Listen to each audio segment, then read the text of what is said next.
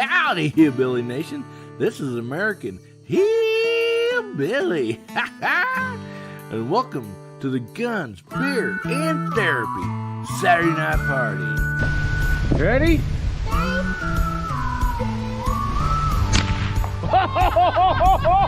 Look at that face!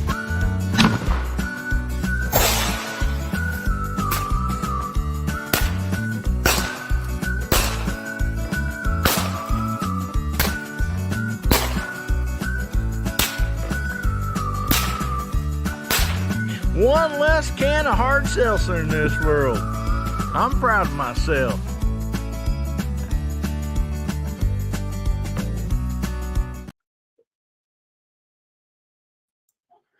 Howdy, Hillbilly Nation. This is American Hillbilly. Man, I hope you guys are doing great tonight. Oh, man, we got an awesome show for you.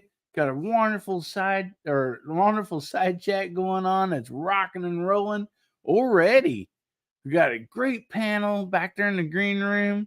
I mean, they're just kicking up their heels. I think when I left back there, Jamie was vacuuming up all the sawdust off the floor. We was having a boot scooting good time back there. So anyway, I just want to welcome everybody and thank you so much for showing up tonight. I mean, just a great show we got going already. So anyway, I want to bring this panel out here one at a time and introduce them to you. So anyway, up first, we have Bubba Triclops Ballistics. How you doing tonight, buddy? Doing good. What's up, fellas? All right, buddy. So glad you can show up tonight. Appreciate you. I know, right? I'm actually on time tonight. Yeah, it wasn't worn out. No weddings go to you. You wasn't getting married or nothing this time. So if I got married, I didn't know about it. And I feel sorry for the bride. Well, all right. Well, up next we have JH586. Jamie, how you doing this evening? I'm doing good, man. The barbecue's all gone. We got to talk about the watermelon. See, Bubba was the only one that ate the ribs because me and Mark can't get sauce in these beards and still get them clean in time to go live. So, but the watermelon had a peculiar smell to it. I don't know how long you've had that thing, but it did have a distinct aroma. But and there was this little triangle that fell out when we were trying to cut it. So yeah, I think that there's some extra fun added into that watermelon, I believe, maybe. I didn't have any of that, but thank goodness there wasn't any hard seltzer in there. Oh golly, I hope them guys didn't get into that. Anyway, man, thanks for having me. Let's have some fun. All right, buddy. Sounds great to me. Thanks for showing up tonight, Jamie. Up next, we have Moondog Industries. Howdy, y'all. How you doing tonight, buddy? Very good. How are you, sir? Good. Doing great. Oh, we got Moondog Go on tonight. So I figured still keep on plugging my new channel because it's still I still got like about 700 subscribers shy of monetizing. Monetization? Yeah. Money in the stuff. You betcha. That's when you go southern right there. You know it's bad when a hillbilly has to pronunciate for you. Yeah. Well. In all honesty, I've been reading that wrong. I haven't been going Moondog Go. I've been Moondoggo. Well, yeah, it's true. Moondoggo, yeah. Moondoggo. I think Moondog ate the watermelon. Yeah, it did taste a bit funny. Yeah, don't go into anything too hot. Never had spicy watermelon, but it was the first time. Well, thanks a lot for showing up tonight, buddy. Of course. And up next we have Mark Thomas. How you doing tonight, Mark? Outstanding. How are you? Man, I'm doing so good. If I was doing any better, I wouldn't be able to stand myself, buddy. Oh, I was happy to come on and have something to do. I just been sitting around all day doing nothing, been bored, just didn't have anything at all to do. Well, I No, figured you was crafting some leather work. I've been busy. I've been making some stuff, I having fun bet at you it. have. Yeah. Seeing what you sent to Scotsman, that stuff was beautiful. Thank you. And guys, check out Mark's leatherwork. It's just amazing. So, anyway, so glad you could be on here tonight, Mark. Appreciate you coming. Thanks for having me. And up last but not least, we have the very one and only Gizzard Gary. How you doing tonight, buddy? I'm doing all right. How are you? Doing great, buddy. We're glad Thanks you for can the make it invite, man. tonight. What's that? Oh, yeah. Gary's a huckleberry. That's Lizard right. Larry. Yeah, that too. Yep. That's, I'm your Huckleberry. That's for sure. so we had Moondog Go on tonight instead of Moondog Industries. We could have had Lizard Larry instead of Gizzard Gary. I can change over real quick. That's pretty easy. Ah, Yeah, you got to play my the tongue goodness. thing. But Oh, well. Yeah. All right, Dale Folks, Yeah. you've been reloading 44 special today. That's awesome. Well, that is Hey. great, guys.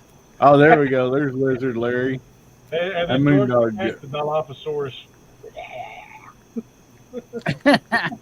Little panic.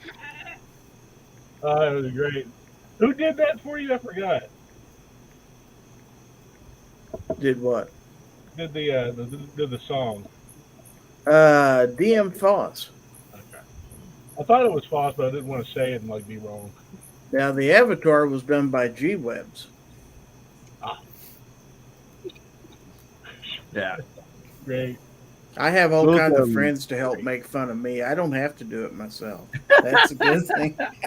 Don't worry, because every single time Gunshop says anything about a dog, I'm like, did it bite your nose? Believe it or not, there is no shortage of smart alecks in this community. Maybe Oh, I don't no. know if you've noticed that or not, but yeah, there's a few of them Yeah. out there. Yeah, this is Well, what DM Foss did for me.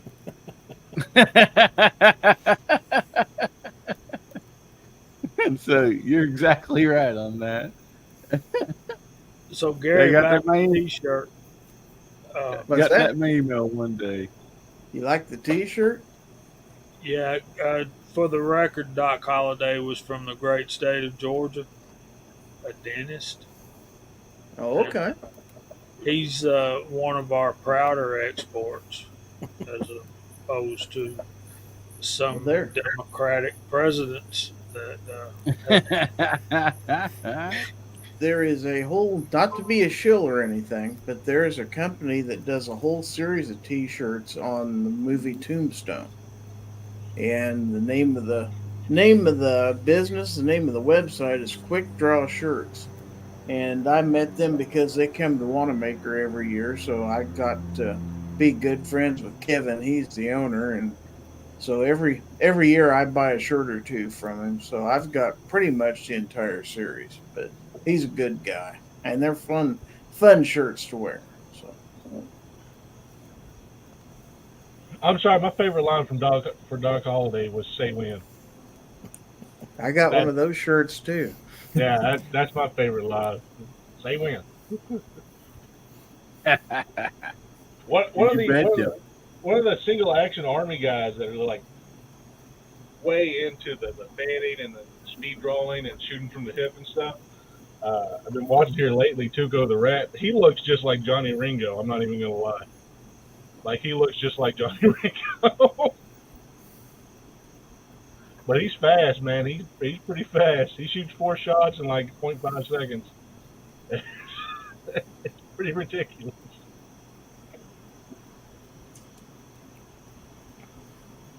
I remember that chessboard.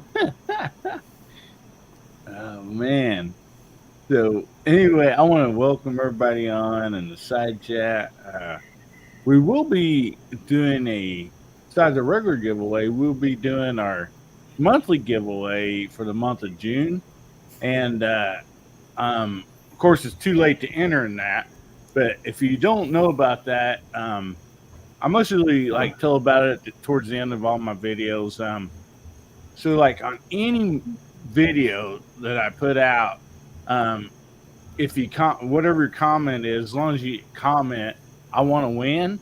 Well, whatever month that is that you did that, then your name, like when I go through everything, your name gets written down, and you go in that month's drawing. And I should have did this drawing about the middle of last month, but we had a lot going on with Lakeview and and then me drinking seltzers, and that just kind of messed me all up having to drink them seltzers. So I didn't get it in last month. So anyway, I thought we need to do that tonight, and we'll be drawing the winners for that. And then so just remember, if you ever want to get on that drawing, each month you can enter in that. It's totally free. All you got to do is be subscribed and comment on any video. I want to win. And if you comment more than once, that gets your name in the drawing more than once. So, and then of course, tonight we'll be giving away a gift on here tonight too. If you just type in hashtag HBN31, that'll get you entered on tonight's drawing. So anyway, I appreciate it, guys. We got a rock and rolling side chat out there, and so what should we have them type in so we can holler their name out on the YouTube side here?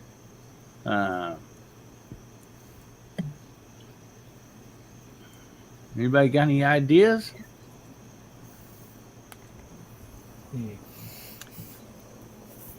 Seltzer. Seltzer. How about in honor of the passing of Pee Wee Herman, Pee Wee? Pee Wee. Well, alrighty. I think we used seltzer last week or the week before, so Probably. let's go Pee Wee then. Type in Pee Wee and see. Jamie, would you like to call out the YouTube side here for everybody? Well, I'd just be honored to. Thank you, buddy. We got Michael Dunn's out there, chessboard, and y'all just flew off the page. Mark Thomas is in the panel and in the side chat. Alaska One Andy, G23, Hasbro, Gizzard Gary's on the panel and out there. Michael Dunn, Duffer 426, Lakeview Outdoors. Thanks for being here, buddy. There's Papa's Place, Rich B. There's Alaska One Andy again, Dale Poe, Hasbro, Lakeview Outdoors again, chessboard again. See, I'll put in Seltzer, and then they went back and put Pee Wee. We got Justin Grimm, Tim S., and that's all I got. Dwayne 7834. And Hillbilly Up says Pee Wee. You betcha. We find Dwayne. Yes, he's right under chessboard. Hey, Dwayne, what's going on, buddy? Didn't mean to skip over you. Somebody else? We got Bama Dad. There's Bama Dad.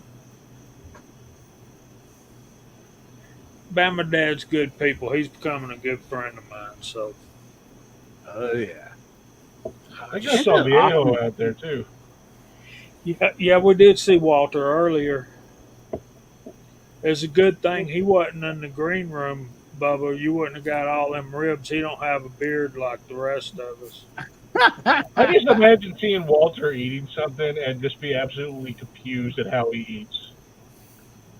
There's I just had this VA thought in Hope. my head, you know, of him just like, oh wow, I thought I was crazy when I ate. Which, by the way, you can't eat ribs without looking like a caveman. Let's be honest. You can't eat ribs without looking like a caveman because they're ribs. You can't mask it as something else. And if they're done right, you got to attack them or they'll fall off the bone and make a mess everywhere, or you'll drop half of them on the ground. Listen, nothing drops on the ground. My gut sticks out far enough, all right? Nothing drops on the ground. There's Ozzy. There's Ozzy. There's VAO. There he is. Yeah. All right. It's like Mario, too. I want to know, where is Luigi? It's a haunted house. There's Mario. Don't do it. No, Michael, I have not shot them yet. Now, there's Ron Wayne. Or Ron Wayne. It's a Mia Mario.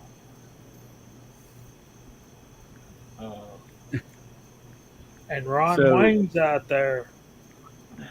Long Hey, story short, Ron. long story short, I didn't actually get to go out and shoot today, and it really, really sucked. But I wanted somebody with me when I went to shoot the 450 because whenever I shoot a new gun, I like for somebody to be there just in case, you know, anything's off with the gun at all. And if Bad like job. something was to break off and fly back and hit me or something like that, you know, the glasses wouldn't save me. And I learned all that because of Kentucky Ballistics. Oh yeah, I was thinking about that. And You mentioned so I don't leave anything to chance when it comes to stuff like that. I mean, I might be called Bubba, but I do practice safety when it comes to stuff like that. So, yeah, I didn't get a chance to go out, especially shooting my own reloads again. I was just like, yeah, I got to have somebody with me. Tested them zinc loads. I think I've got 2.3 grains in them right now, and they call for 4.5, 4.6 or something like that. What powder? HS6.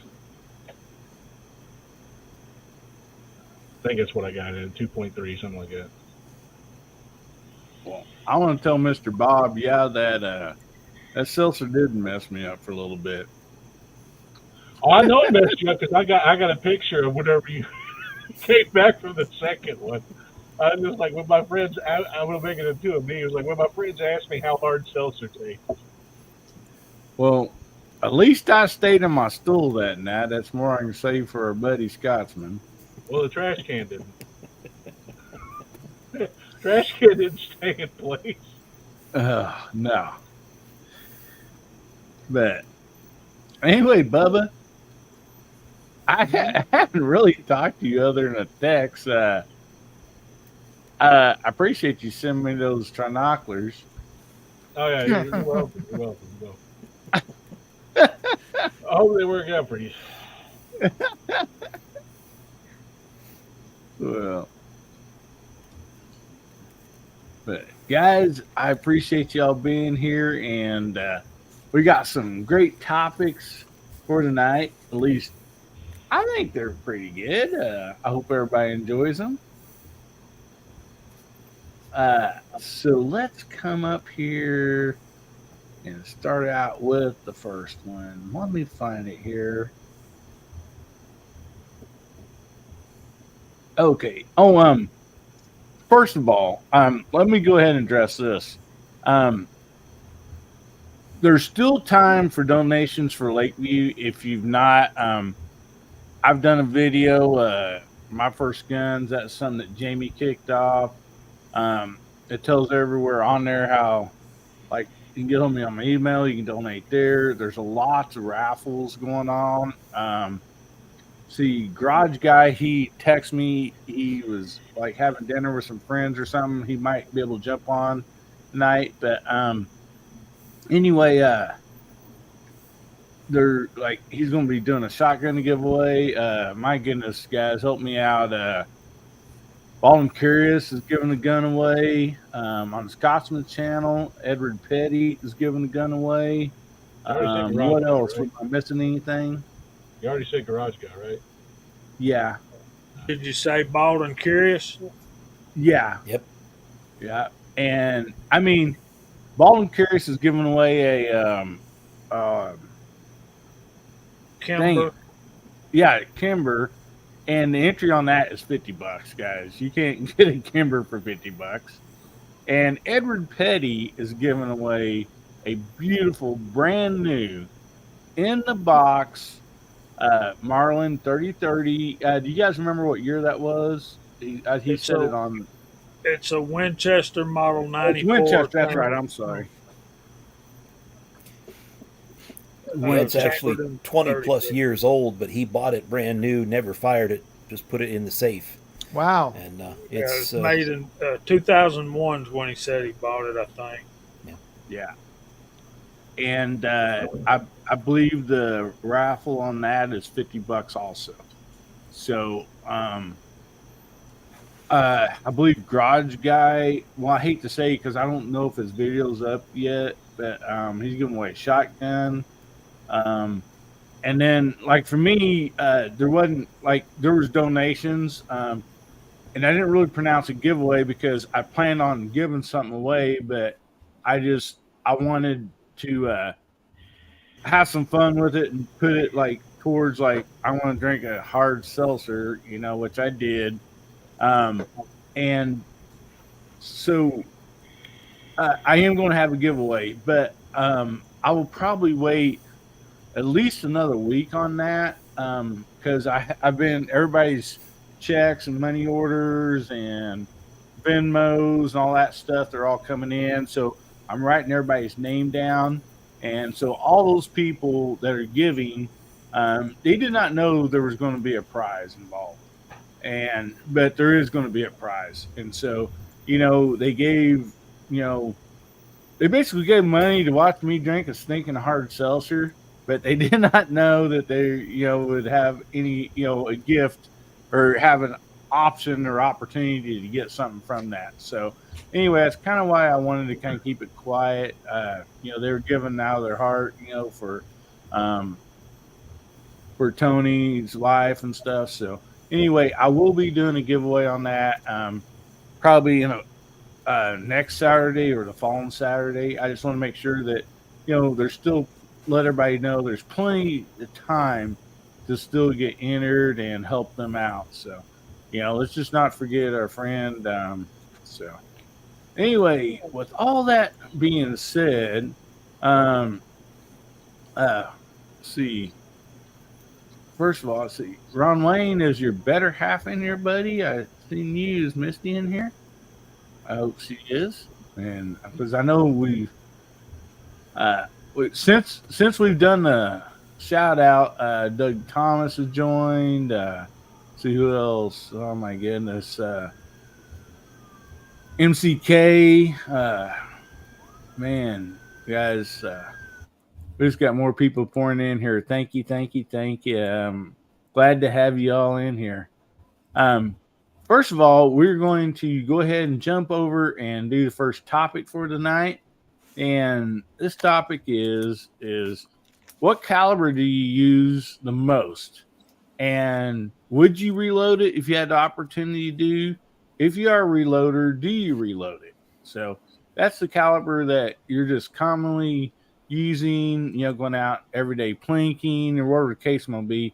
I mean, we all know what caliber we rotate through the most, so even though there might be a few of them, but there's most usually, and if it's more than one, that's fine, but we're just kind of looking for the calipers that you're actually using, and do you reload that? Or if you're not a reloader like me, would you want to reload it? And my answer is yes on that. I'm really wanting to get into the reloading side of this. But anyway, let's go ahead and start up there with you, Bubba. If I was to go by the caliber I use most, is 22 LR. So no, I don't reload. That's probably what's what your I have second? the most ammo for. But second one would be 38 special, and yes, I do reload that. And thanks to Jamie and Andy. Learned a lot more stuff about the zinc bullets and stuff, so got some new stuff for that coming out soon. And then after that, I think it would be 300 blackout. And yes, again, I do reload. But yeah, got a lot of stuff actually I'm reloading right now. I got the 6.5 Creedmoor now, and let's see, 450 Bushmaster as well coming in. Which, by the way, Jamie, Viejo, Mark, anybody that's got a 452, 651 lineman, let me know. I want to test out that really, really bad. 452, 651. Yep. You have to explain what that is. People like me, you're just throwing out numbers, buddy. It's a 325 grain cavity mold for 450. Diameter is 452 for the diameter, and then needs to be sized to 451, I believe. But yeah, no. It's basically a 4570 mold. Pretty much. All right. Well, all right, Bubba. Well, thanks for sharing that, buddy. So, how about you, Jamie?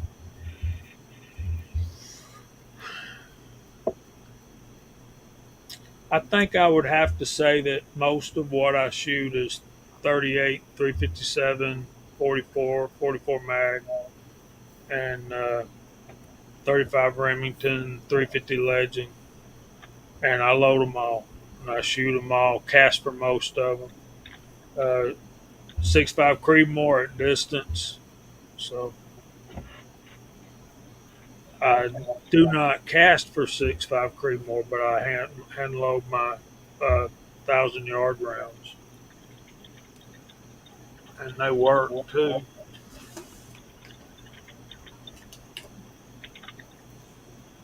I got 2,000 yards club stickers somewhere. I'll find them later. But Nice. So, you mean 1,000, or you have a 2,000 yard? I have two 1,000-yard club stickers, so I've shot to 1,000 yards with my rifle and my hand loads on two separate occasions. Oh. Awesome. Yeah, I mean that's impressive. I was a little kind of shocked when I was thinking 2,000 yards. I wish. Yeah, that would be awesome. If Jamie's shooting 2,000 yards, we'll see him in a movie somewhere. 2,000 yards would be over a mile. That'd be a real Quigley. Yeah. Oh, Yeah, man. close to a mile and a quarter. 1,750 yards is a mile. Wow.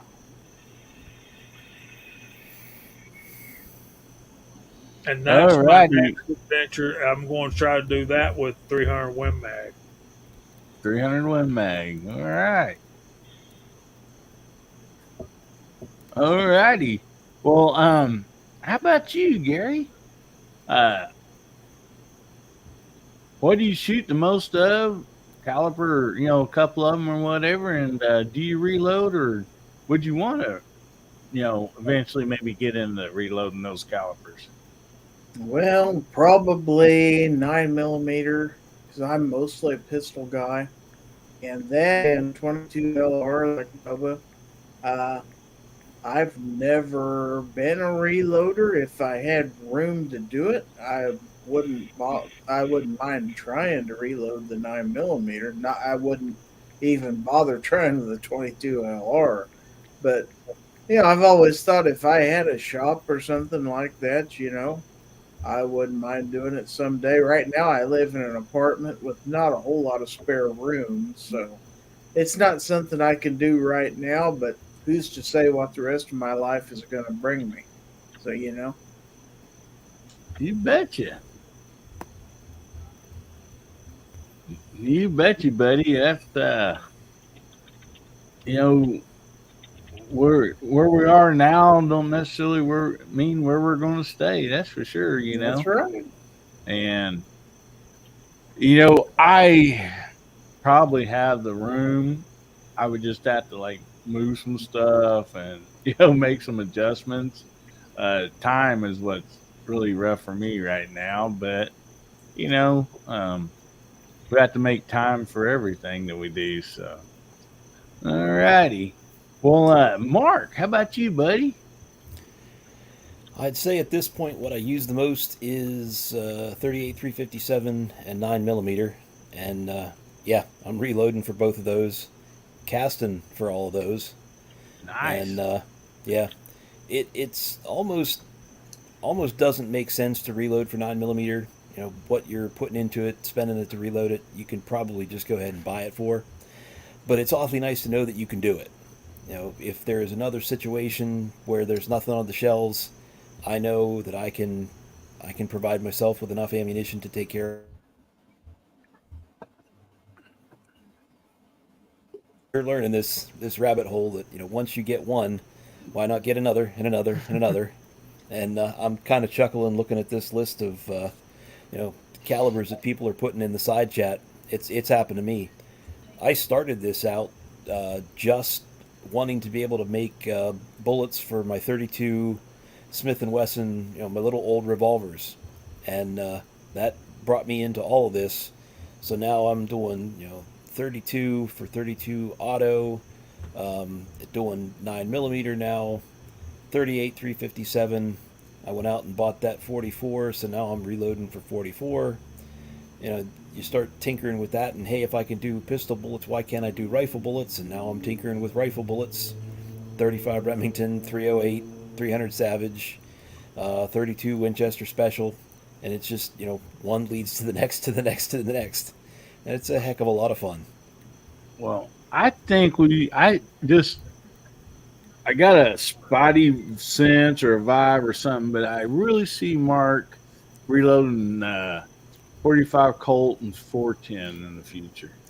Well, I put together a couple of 410 loads this afternoon, and I've already got the 45 Colt dies in my Amazon cart.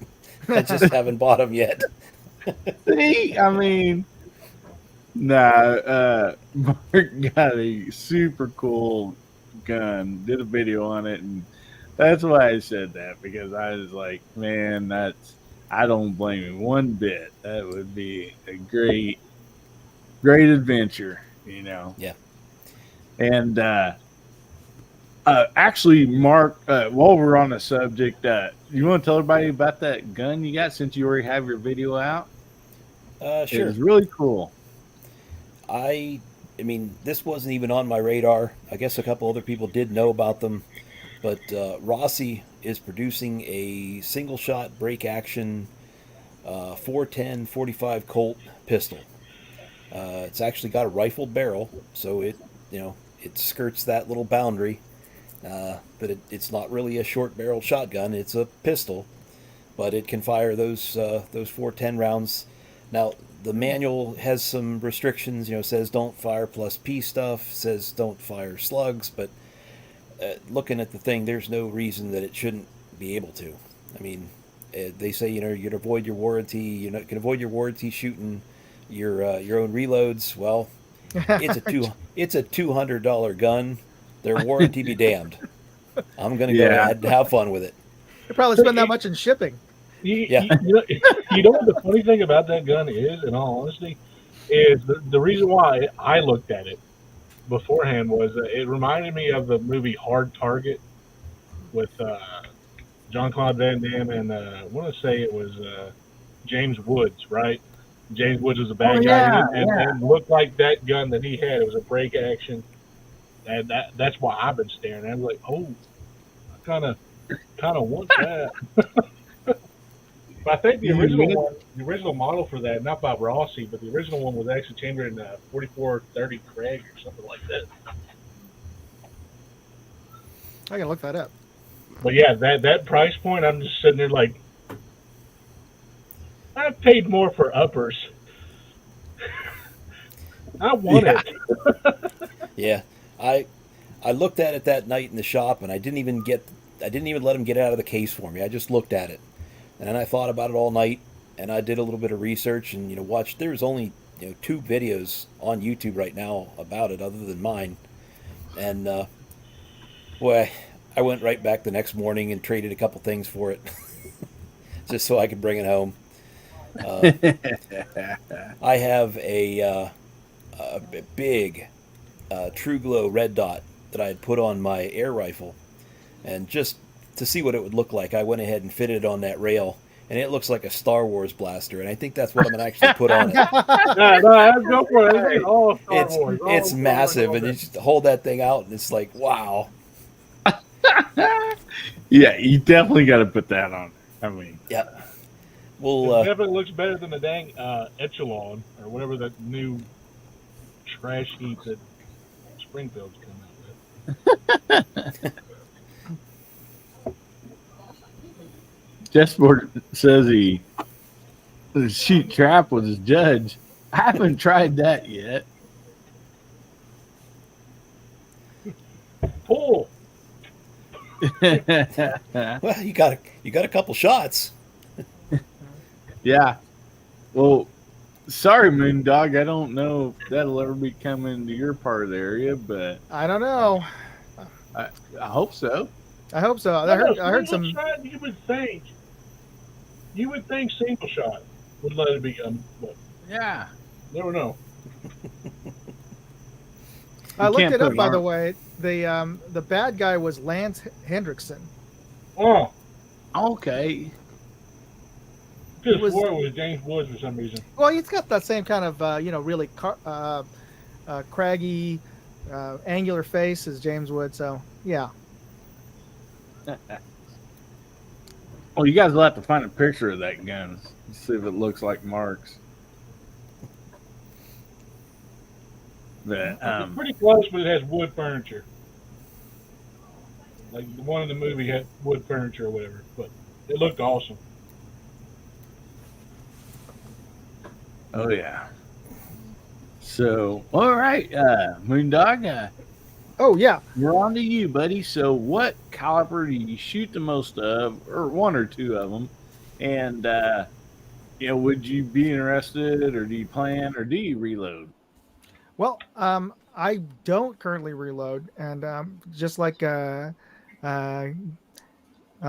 Gary, that it's primarily lack of space. I don't know if you guys, San Francisco homes are really small for big city homes. They're almost like little cottage townhouses because, well, I don't know for whatever reason, but maybe it's because the plots of land were really small after the earthquake in 1901 or whatever. But for whatever reason, they're pretty small. I think the homes here are like around 600 or 900 square feet, and that's for one family. That's tiny, but it's very much like apartment living. And we inherited, or at least we are co-living with my in-laws, and this was their house originally. So if you can imagine living with your in-laws with all their stuff, yeah, it gets a little cramped. So I haven't carved out enough space to do reloading, though. I do know a couple of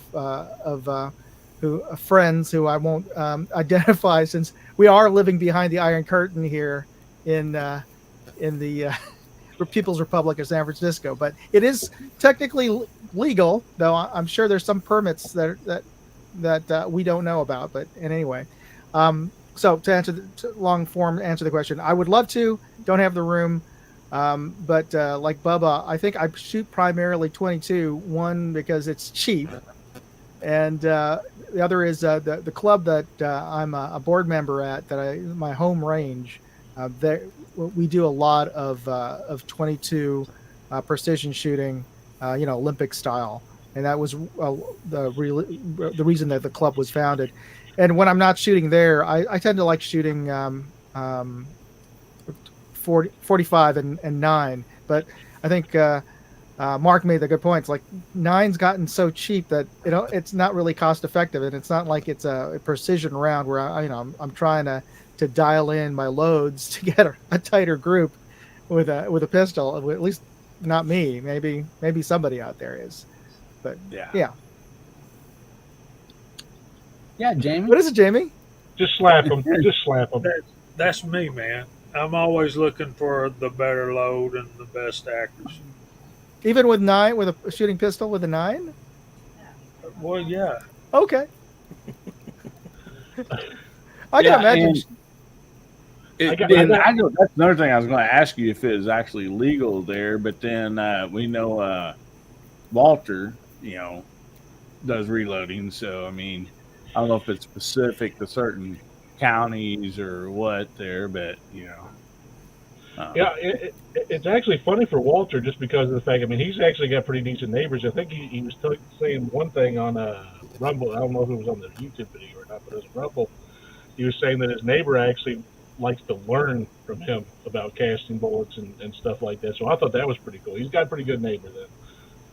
You really wouldn't expect that, but I got to address something that I saw in the side chat. Monstrum scopes are amazing. So if anybody's thinking about getting a Monstrum scope, go for it. I actually pissed my brother off last weekend with the one I got on the 450, and he said it was clearer than the $700 scope he bought from Vortex. Oh, yeah. I mean, for the And, price, I think you're absolutely right. Yeah, he's pissed at me. He goes, "How much did you pay for that?" I said, "Well, about $5 less than what you paid." And I got everything with it too, including Oh, the man. sun shaft. He goes, "Oh, I hate your guts." If I can piggyback on that, Bubba, with with Arkin Optics and Monstrum Tactical Optics, man, it is you've got to have some high demands for an optic to spend more money than what you need to spend on those two brands. Arkin is amazing. If you want one that's going to track better than a Monstrum, get an Arkin. If you're looking for the best value for the money, go check out Monstrum because they got any budget they got covered. And for Monstrum, they make some of the best prism scopes I've ever seen.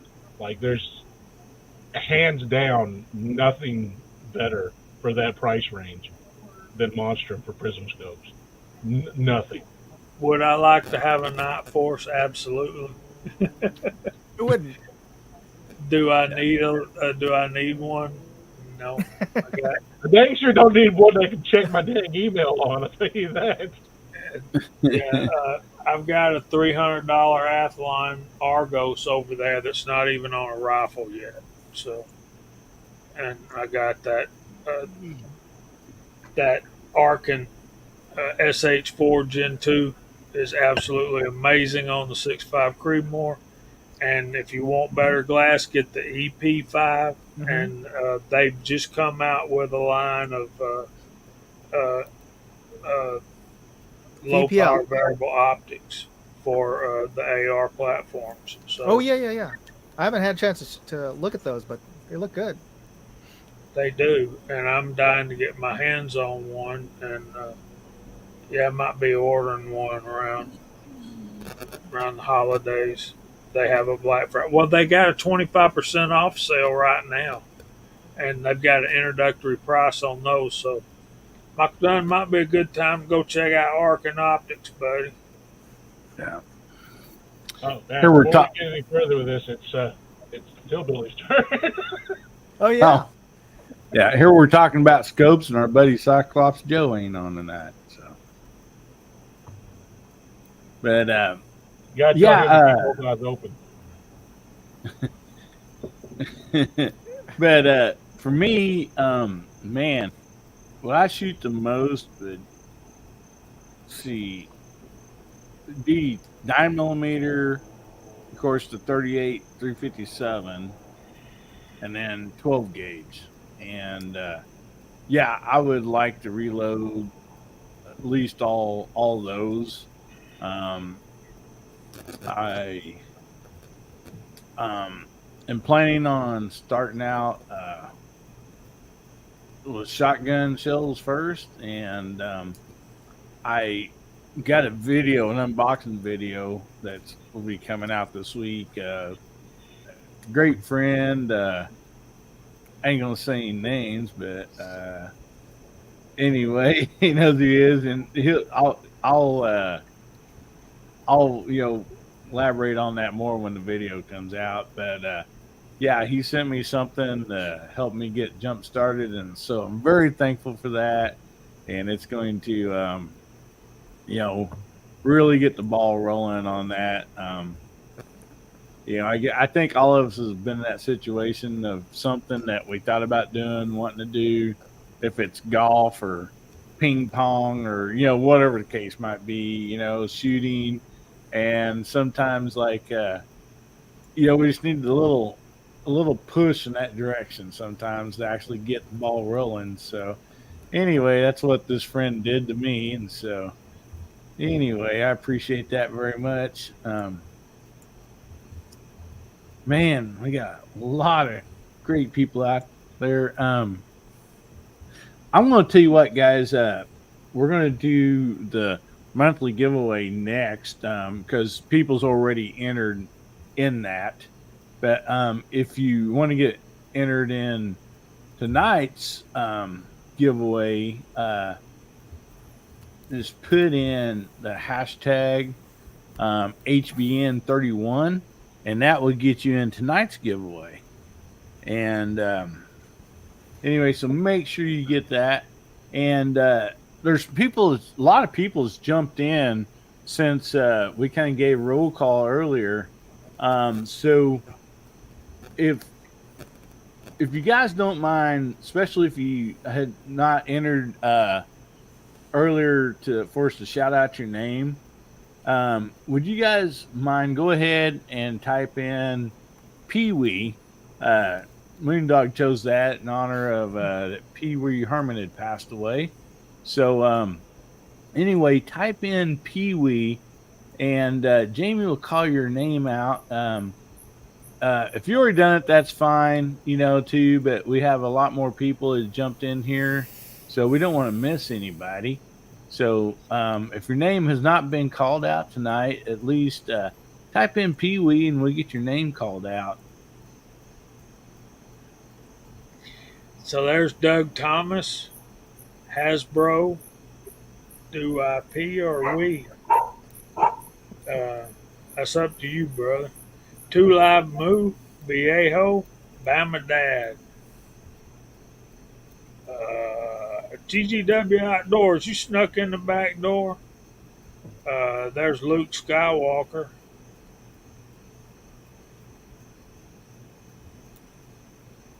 Gizzard Gary and Michael Dunn, Warsaw Patriot, Ozzy Osbourne, and Ron Wayne. So those guys snuck in on us. So glad y'all are here. I hope y'all having fun and enjoying the chat tonight. It's great to see y'all out there. Oh, one more thing I got to address. I am not dumping on Vortex, by the way. Vortex does make good scopes. I just want to clarify that. I'm not dumping on them like I do Glocks. But their red dots for their price, not being shake wake, is terrible. Like, it's absolutely stupid. So I don't like their dots. The red dots are terrible. But for the rest of it, good job on them. But if I'm wanting a red dot, it means I want something for quick target acquisition, and it's going to be defending my life. If it doesn't have shake wake, it ain't worth a dang. Hi there, CW.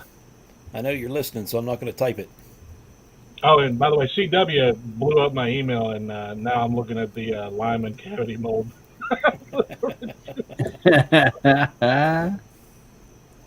It's actually not a bad price. I might actually grab it right now.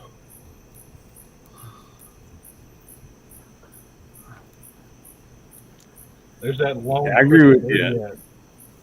Bam Dad says every time he thinks of Pee Wee, you gotta hear the song Tequila in the back. Tequila! I agree with you. Every time I hear Pee Wee Herman, all I think about is a movie theater. That's just me. It's just you. So I actually had not heard that news. Did he die of natural I don't causes, know. or long cancer battles. What I heard. Was it?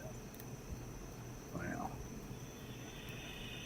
I mean, Well, for as tiny as he is, you think, you think it wouldn't have been that long of a battle. But 4 oh years. no, wait, no. Here's my favorite Pee Wee Herman line. You ready? I took the money. I'm not sorry. Anybody that's seen any Cheech and Chong movie, you know exactly what I'm talking about. Oh yeah, they were heckling him. Yeah, I took the money. Come on, Pee Wee, you got to apologize to the guys. I'm sorry, I took their money. I'm not sorry. Yeah, he was 70, Gary. And from what I heard, if I heard correctly, and I remember what I heard right, it was he had cancer for 4 years. Yeah, he pretty much kept it secret from everybody because he didn't want everybody feeling sorry for him. But yeah, I Ron appreciate that. Wayne. well, I'll be darned. Ron Wayne's like me, an old man juvenile delinquent. I know you are, but what am I? I know, right?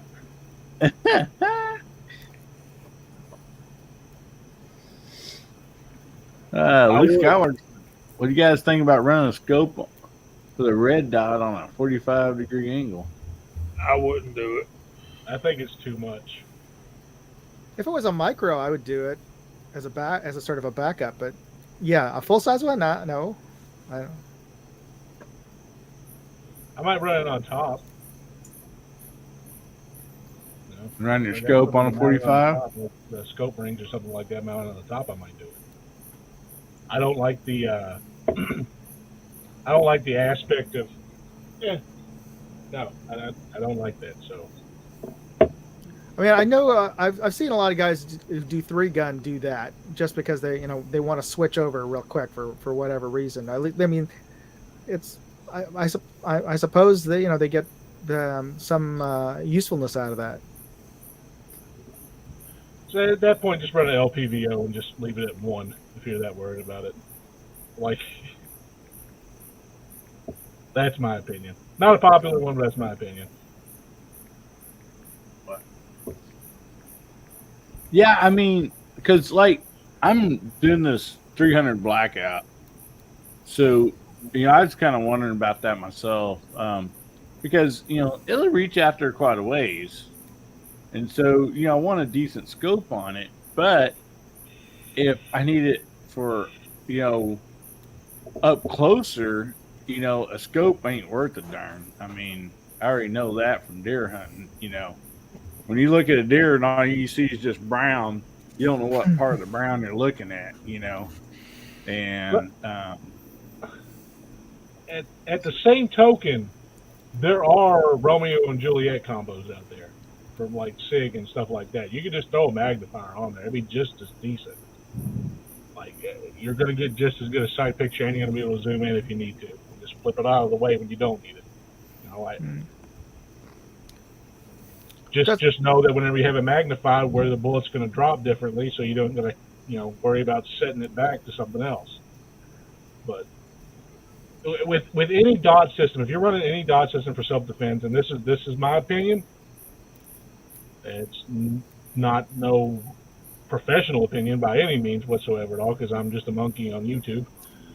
But if you're going to run a dot at all, at least save some space so that you have some backup iron sights just in case that battery goes down for whatever the reason. You never know. And it may never happen in your life. And God, I pray it never happens in your life that it goes down when you really need it. But to have backup irons is something that will help you out no matter what. Because if that dot goes down, you've still got the irons. So, I mean, work on irons and then work on your red dot looks. So that's just me.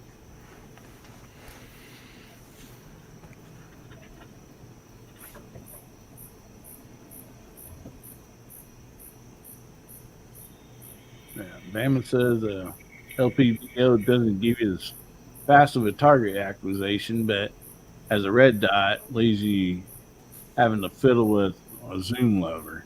So That's why. That's also why I said there's different setups. If you're having something for self defense, or if you're having something for something else, something for hunting, something for self defense, two different things. yeah, Like two different setups. Red dots work great for self defense. They're not so good when it comes to hunting.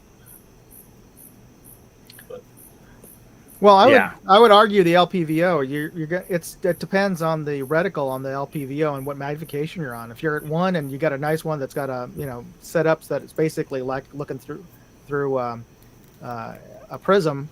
I'm granted it's not as bright as a red dot, but it depends on what you're shooting. And once again, we go back to prism scopes. They're pretty quick acquisition. They're a big box window. There's a lot of eye relief and there's a big box window. So if you're that concerned about it and you want to have some range, get one of them 1 to 3 by 3 bys and go on. well, If that's not enough, I guess you could use a Juliet in the background. I don't know. I've never liked magnifiers just because of I don't like the balance of it when it's not in position. Yeah, it feels weird. It throws off your handling. But I guess you can get used to anything, but yeah, I never liked it for that reason. well, I will tell you guys this. On my high point, I have.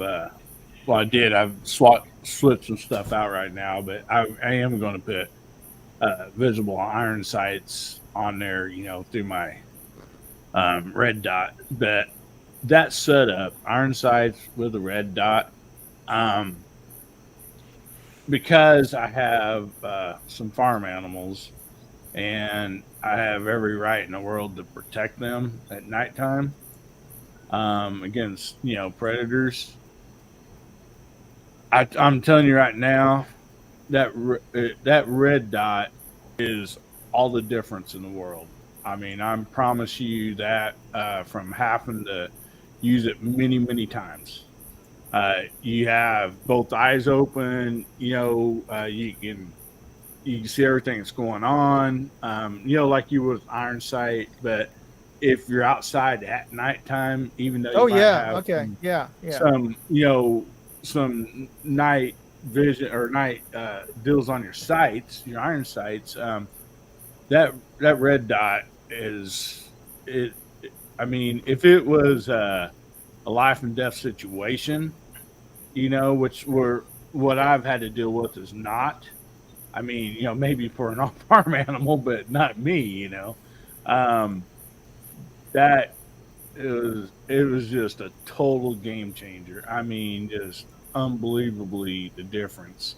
So I really would not want to be caught having to use that for something in real life without being able to have that option and iron sights or whatever. But I'm just a little confused on myself. I don't know exactly what the right answer would be. I think that's a rabbit hole that I'll be going down with this 300 blackout, probably trying different stuff on it, just because of that. But yeah, when you have to use it in real life or it's something that's moving,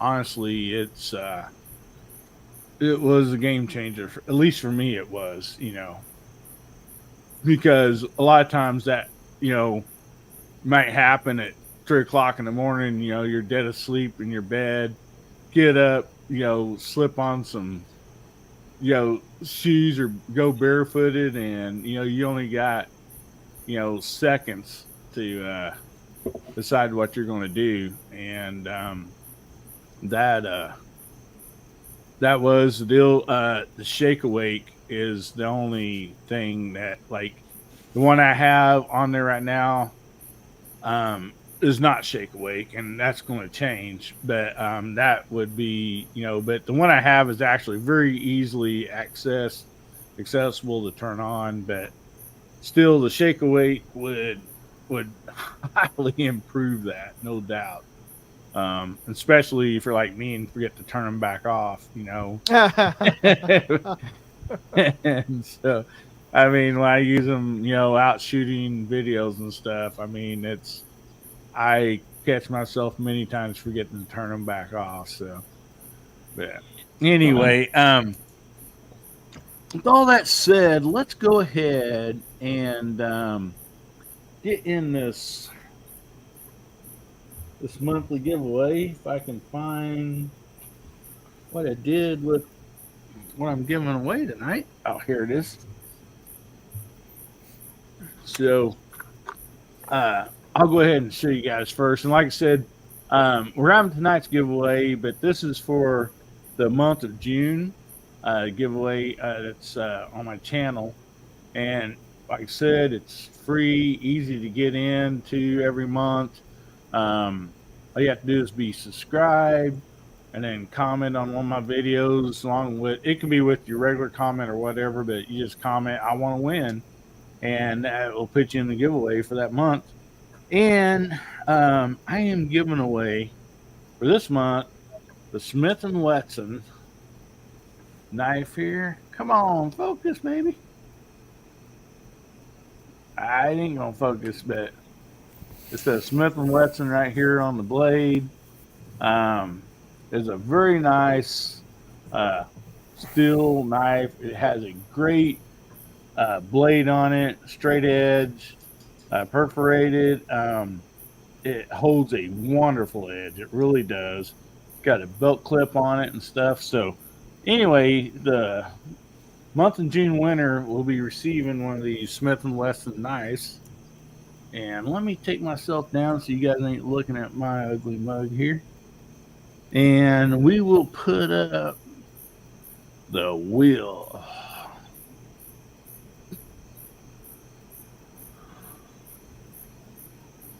Let's see.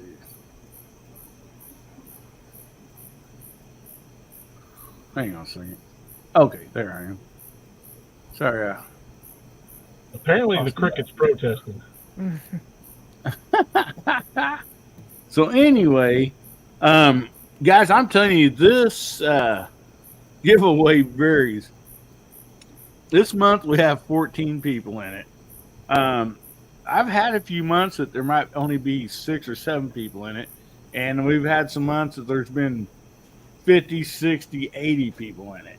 And as you'll see here, some people, like I'll do Rick Perry here, for instance.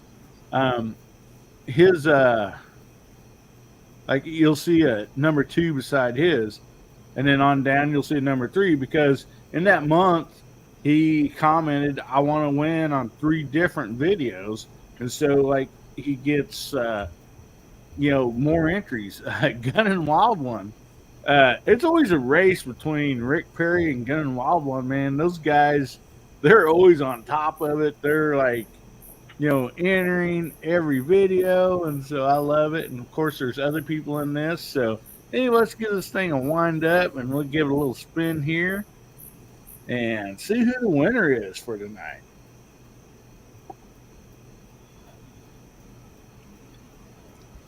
D. Wayne, congratulations, buddy. Woo! You circle your name there.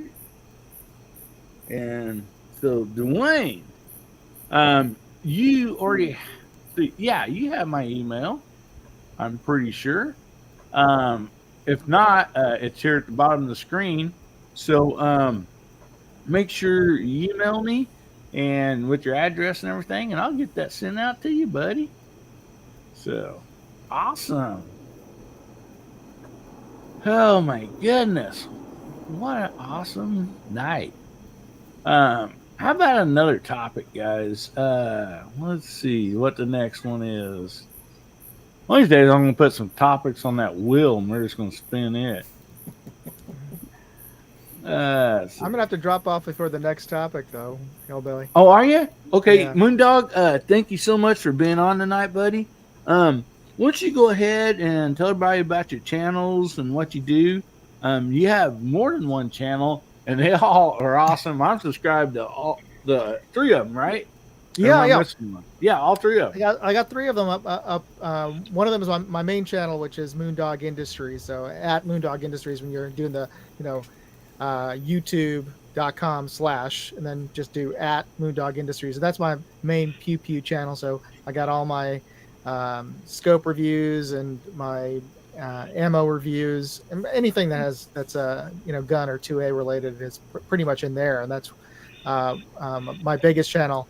And then I got advice that if you're going to get into other activities, and I've got a lot, other interests and hobbies, and one of them is just gadgets and electronics. So I spun off another channel, which is Moondog Reviews, and that's really a lot of. It started with just stuff when I back in the pandemic days, we were buying so much stuff on Amazon. I just started doing reviews and the stuff that we'd get, and which was crappy and which wasn't.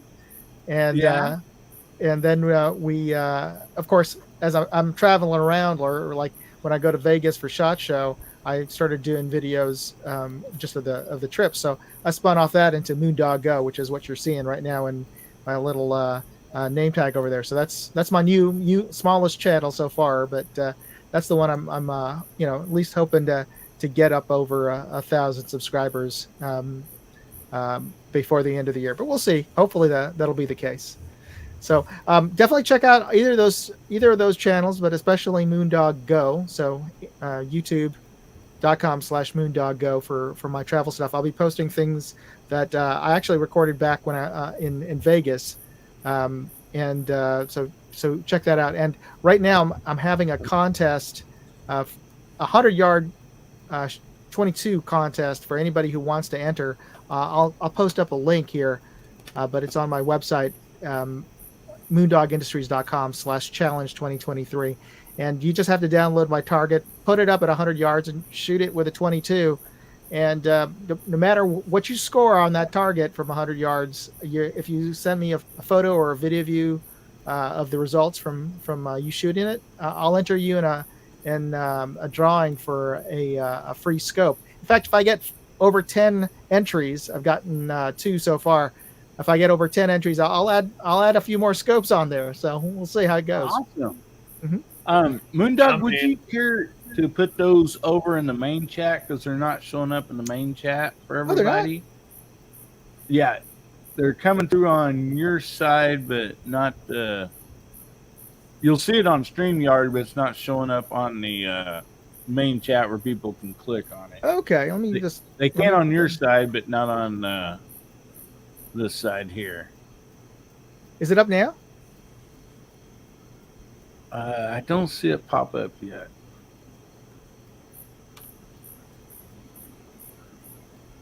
That's weird. It's only showing up on mine. Yeah, you'll have to go to Hillbilly Up chat and post it there. Yeah. Okay.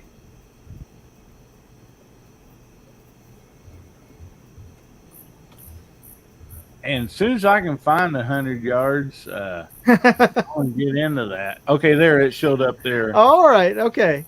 Yeah. All right, everybody. Well, thanks again. It's good to see you guys.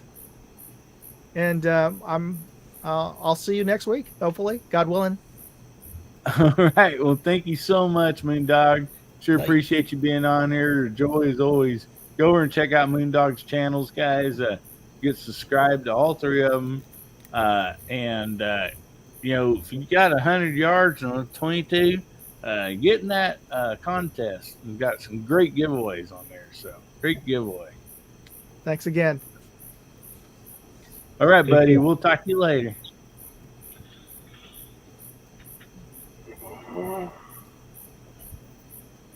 Well, thank you, Luke. I sure appreciate that, buddy. So we're going to go ahead and jump to the next topic real quick, and then we'll do the giveaway for tonight. And this might go pretty quick. I figure it might. We'll just go ahead and we'll start down with you this time, Mark. You shoot anything other than the modern firearms, such as black powder, compound bow, crossbow, bow and dart, slingshot, anything else? Air rifle?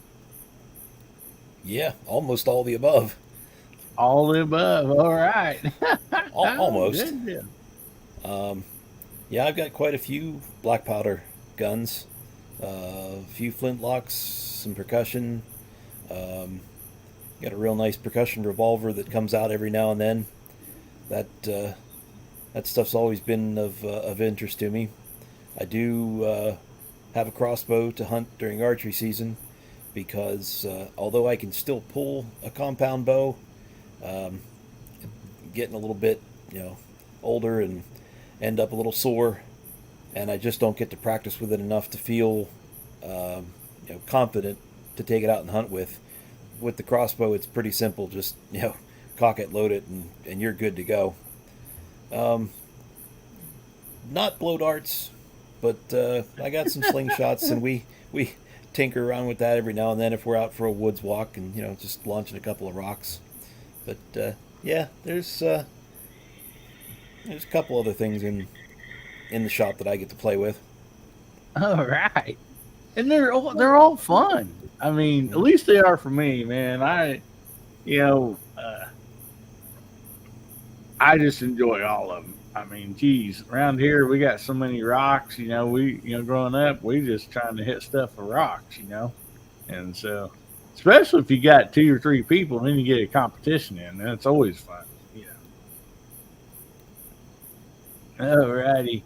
So, how about you, Gary? Well, I don't own a whole lot of cool stuff. I did get to shoot a black powder pistol for the first time last year in Nebraska. Squibload brought his and let everybody shoot it, so I've had that experience. Never shot a crossbow. It's been years since I've even shot a regular compound bow. Don't have any slingshots. I don't know that airsoft pistols count. I do have an airsoft pistol, but Yeah. if that counts, and I've got them, yeah. Yeah, airsoft, Nerf gun. I mean, I think anything. Don't have a Nerf gun, but that might be fun. We talked about having Nerf wars when we get together for something fun to do. So I haven't done that since I was a kid. Oh man, yeah, it's all fun. Yeah, rubber bands count. You betcha. Rubber bands. I remember when we was kids, I had them plastic dart guns that had the rubber.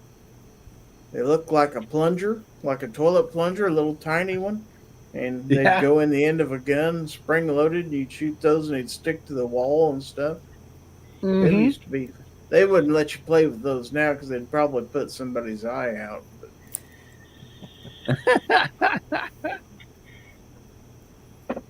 All right, Garage guy says that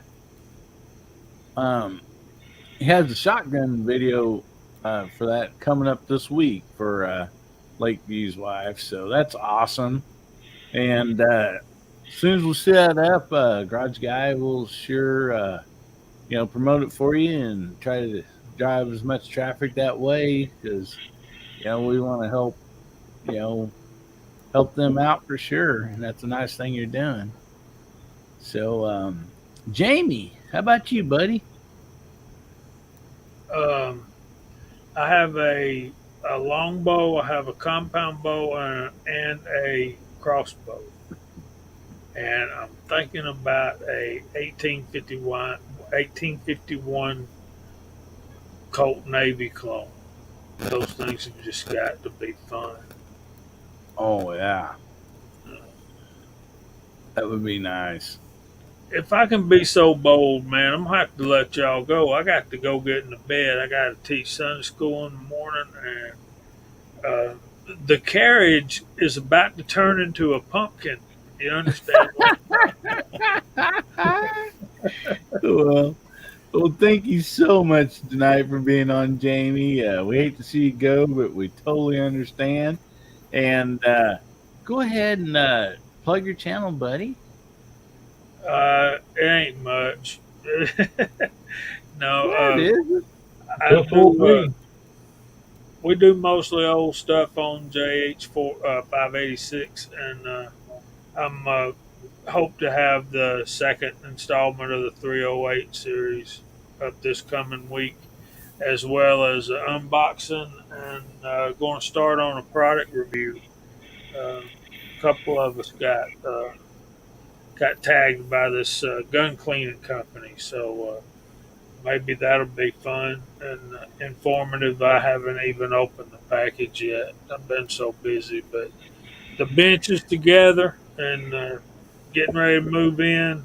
Always check us out Friday nights at 8 o'clock on Georgia Shooting Connection channel, and we hope y'all come visit with us. And I'm going to thank you for having me, Hillbilly, and all the rest of you guys in the side chat. Good night. Thank you for putting up with me. Well, thanks Y'all for too- being here, Jamie. Take care, Thank Good Joey. you. night and God bless. Y'all too good to me. See y'all next time. We'll see you. And guys, get over and check out Jamie's channel. If you're not subbed, get subbed. Do yourself a favor. Great channel. And Lakeview says for his wife, she'll get her first round of treatments on Monday morning. So we're praying, Tony, that that goes great, and just there's definitely a turnaround there, and she just gets better, buddy. So you guys are definitely in my prayers, and I know a lot of people's prayers. So that is awesome. And so, all right, Bubba. What else do you have besides modern firearms? I mean, you're probably like me, sharp stick and a rock, but you got anything else? I haven't shot a bow since I was a kid, so I haven't shot one in a while. Which, by the way, I want to make a statement about this. And Mark's a teacher; he can actually verify this for me. I believe that the bow was invented because somebody sat there and said, "Man, I really want to stab that guy, but he's way over there." I believe that's how the bow came about, and You're probably right. And I want to be quiet about it too. It probably started with my ancestors, to be honest. But anyway, I don't actually own any black powder. I used to fool around with blow darts a little bit when I was like in my 20s, and I don't really mess with it anymore. Slingshots, I never got to own a slingshot. They were banned in my house. Guns, fine. Slingshot, no. Really? And the only thing I could think of was because one day my dad caught me making a bleeder for a rubber band, and was shooting them at my brother. So just every once in a while, whatever. And so apparently slingshots were banned in my house because he thought I would do the same thing with that. Which, in all honesty, I would have.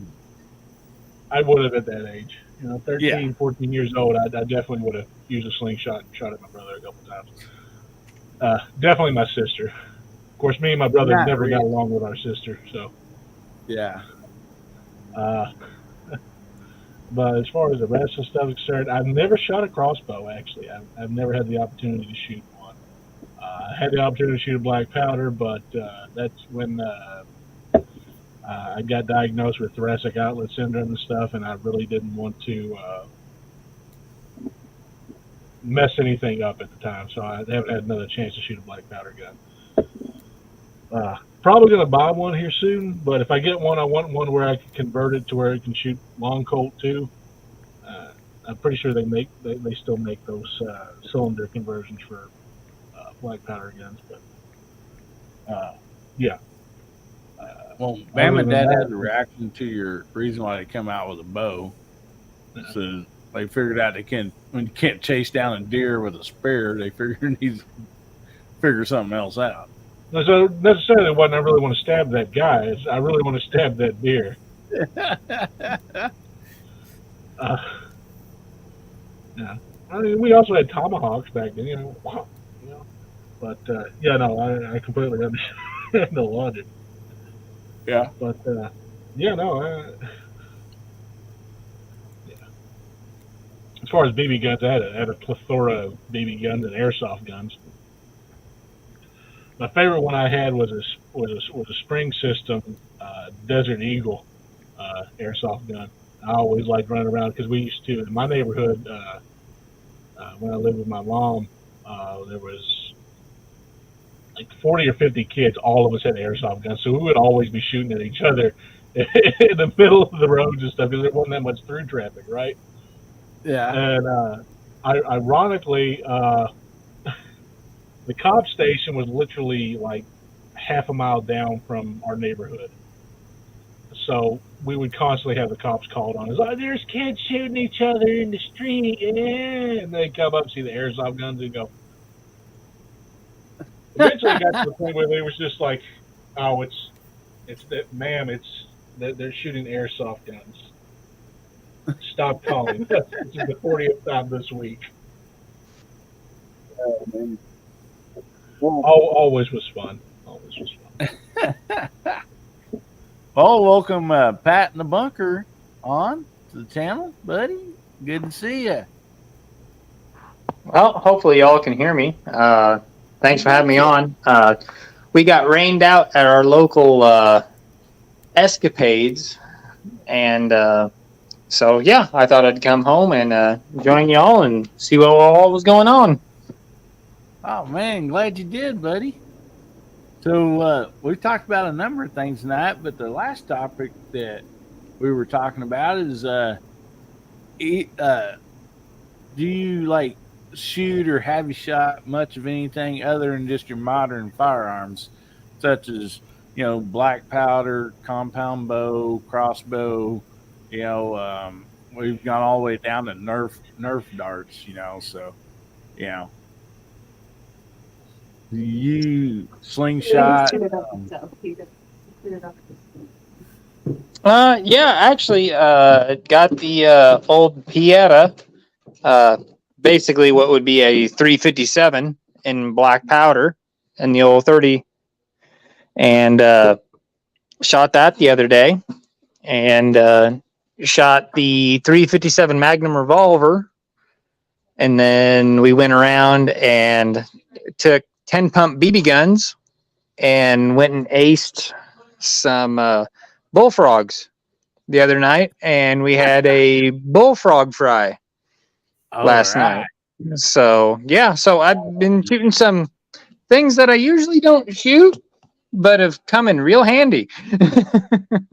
Yeah, man, that's nothing like having some frog legs, buddy. That's brings back a lot of great memories right there. Gigging. I always love frog gigging. Yeah, was getting my son teached up on 22 long rifle, and he's got a little Savage Rascal that he's been shooting, and he's been pretty much bullseyeing about any target that I can put out there at about 25 yards. So I said, okay, well, let's go bullfrogging.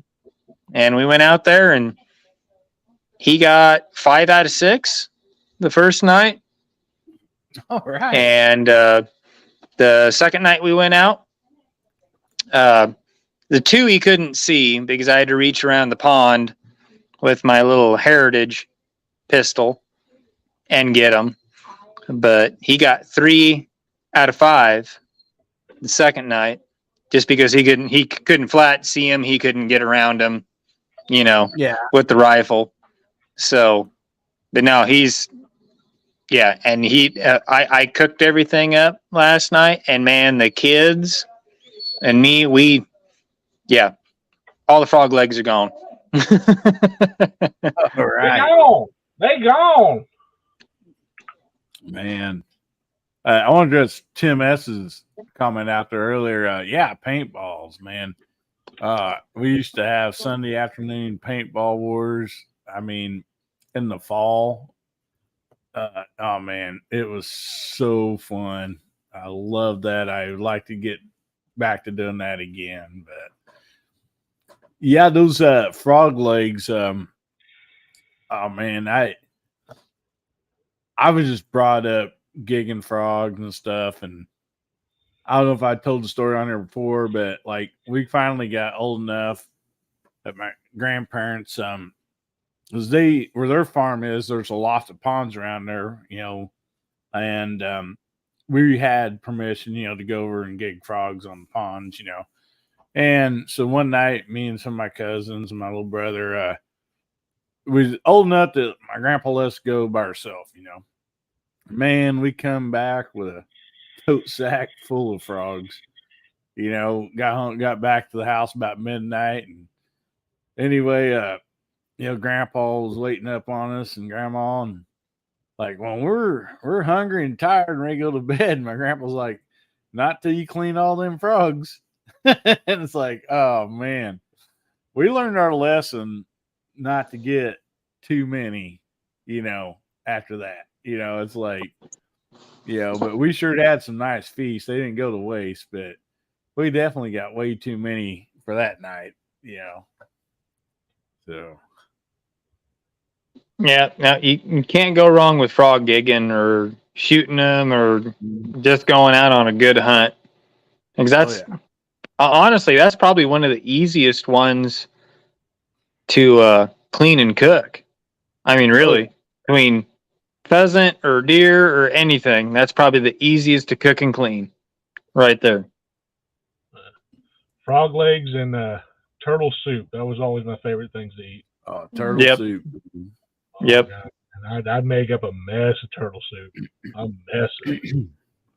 Well, the way we always got our turtles when we was running trot lines and they get, on the hook, of course, we just pull them up and then just cut their head off, and put the turtle in the boat and leave the head there for something else to eat on, But yeah, turtles are really bad to get, to get on the trot lines, out fishing. Yeah, my grandma's turtle soup was the only one I ever had, and it was wonderful. I always loved it. But, so as far as me, oh man, I've shot about everything and anything that I think is possible. Had black powder, 50 caliber gun, because we had black powder season, for deer, stuff.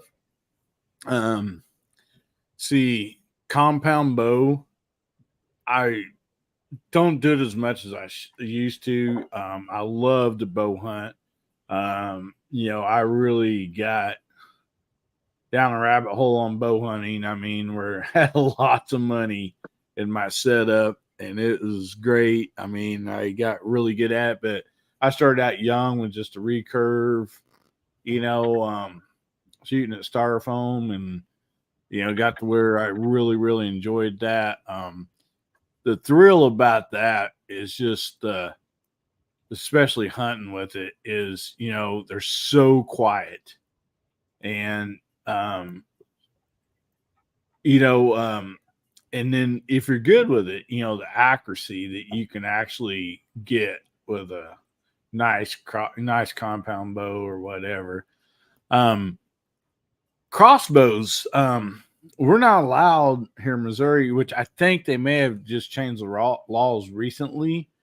In Arkansas, which is close to me, you could hunt during bow season. You use a crossbow or whatever compound or whatever. But here in Missouri, you actually had to have a permit that basically said that like you was handicapped, either if it was age or maybe arthritis or whatever the case might be. But you actually had to have a permit to hunt with a crossbow here in Missouri for a long, long time. So I have shot crossbows, but it's not anything that like I don't own one, and I've not really,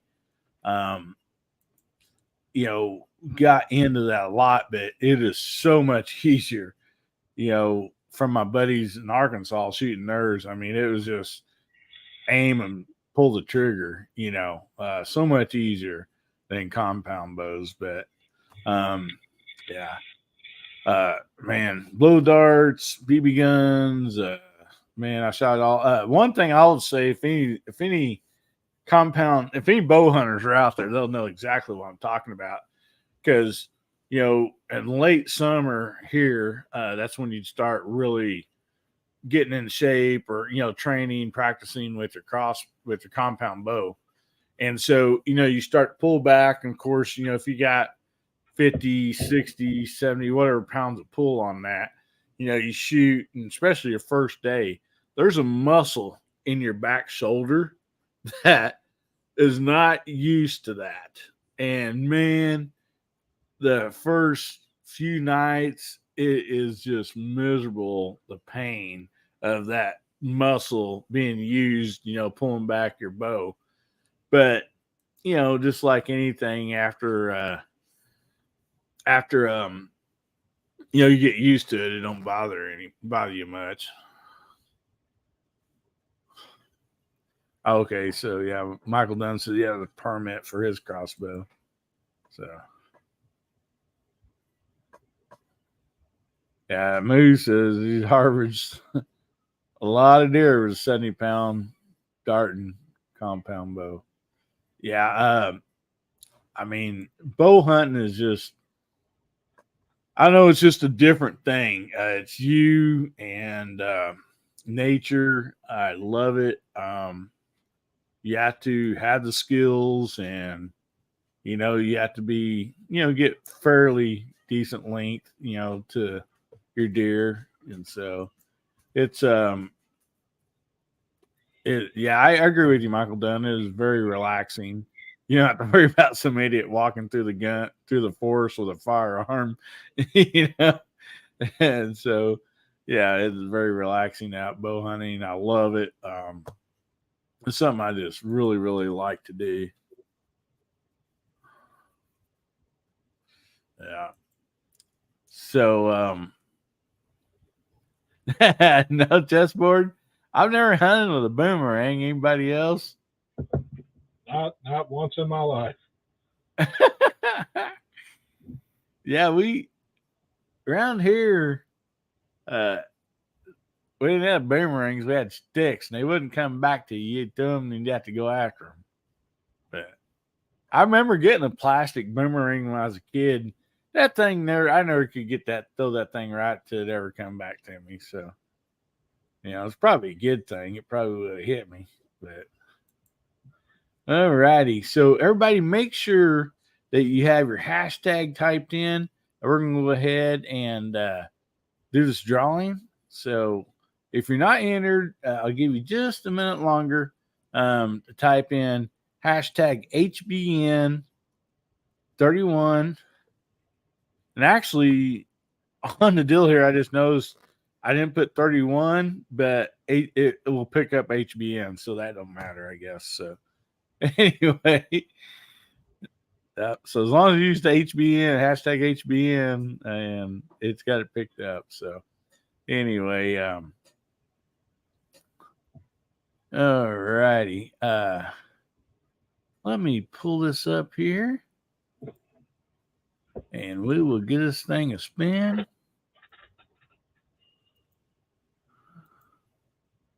So we have 21 entries so far.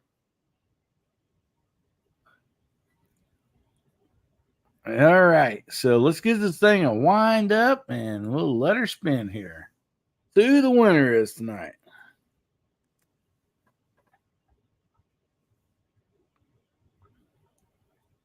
Dwayne, 7834. Congratulations, buddy. You won, and I forgot to say what I was giving away. I'm giving away the Albatross knife. I'll show that here in a minute. So, anyway, congratulations, Dwayne. And that's a twofer for you tonight. You won the monthly giveaway also, which had nothing to do with this wheel, none whatsoever. So, congratulations, buddy. I've never had that happen before where somebody won both of them. That's awesome. So,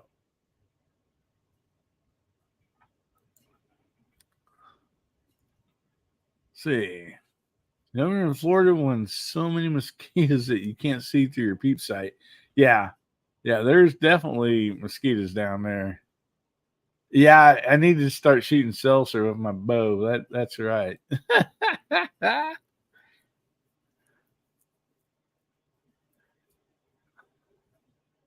Yeah, boomerangs would be rough. Jackalope. Oh boy.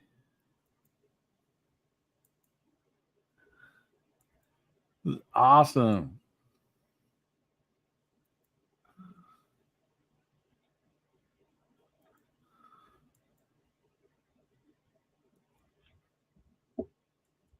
Yeah, Dwayne just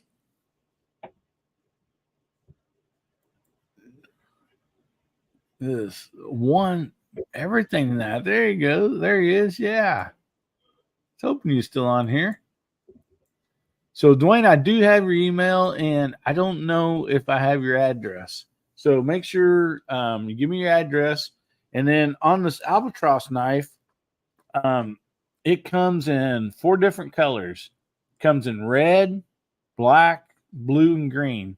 So let me know what color you want, and I'll get that sent out to you too, buddy. So yeah, when he says maybe you need to invest more in Mega Millions. Never had a good luck like tonight. Yeah, I would definitely go buy a lottery ticket, no doubt about that.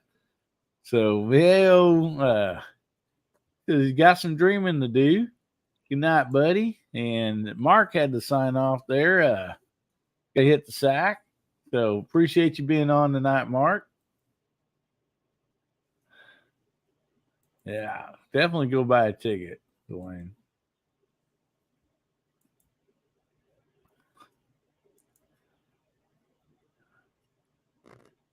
All righty. So, tell you what, we do have some more topics. Since you guys left on here, so the other 2 topics I got left, I'll let you guys pick which ones you guys want to talk about. So the 2 topics is what generation of music do you like the best? And that ranges from 50s, 60s, 70s, 80s, 90s, and 2000 up. And another topic is when I was a teenager, being able to drive a car and all that, all the way up into my 20s, and actually it's still true today. Tires and wheels was a big deal. So what kind of tires and wheels did you like? I mean, is that something you're interested in? So which one of those would you guys like to talk about, tires and wheels or music? I don't know. Music. Music. All right. So there we go. So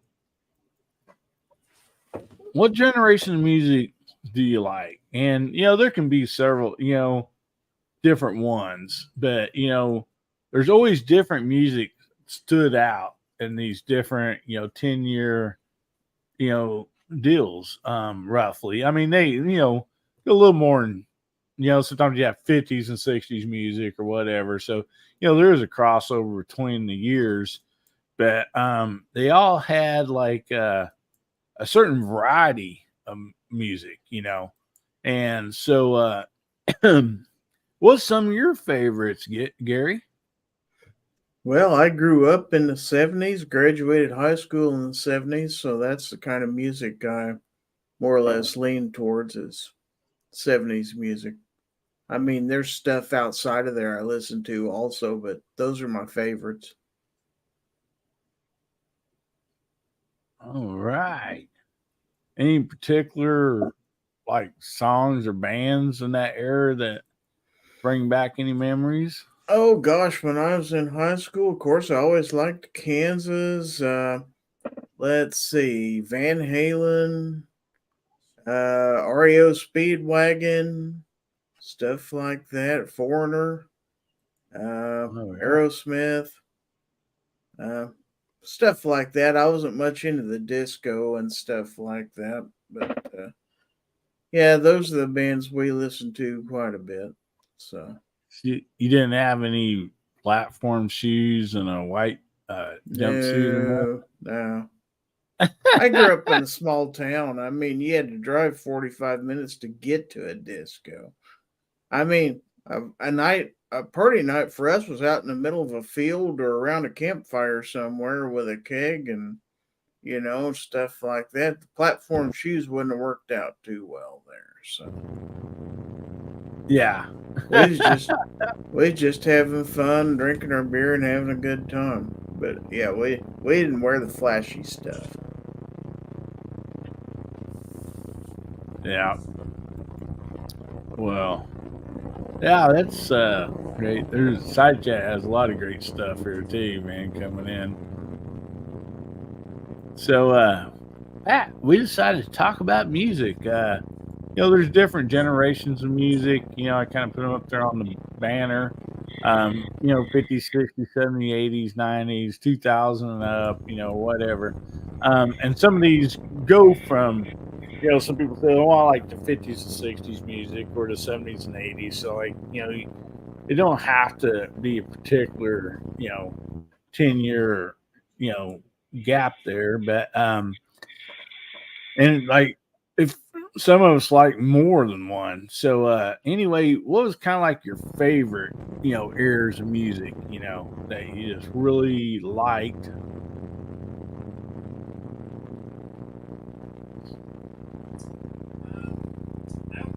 We can't hear you, buddy. We can't hear you. No audio. Is anybody else hearing a hum in the background? Yeah, I think it might be your mic. There's a little bit of a hum, and you were real, real low. We can hardly hear you.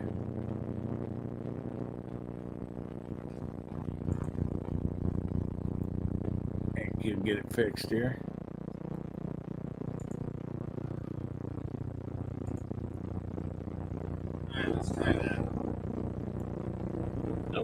There's something wrong on his end. Gotta be. A lot of weird background noise coming from him. Yeah.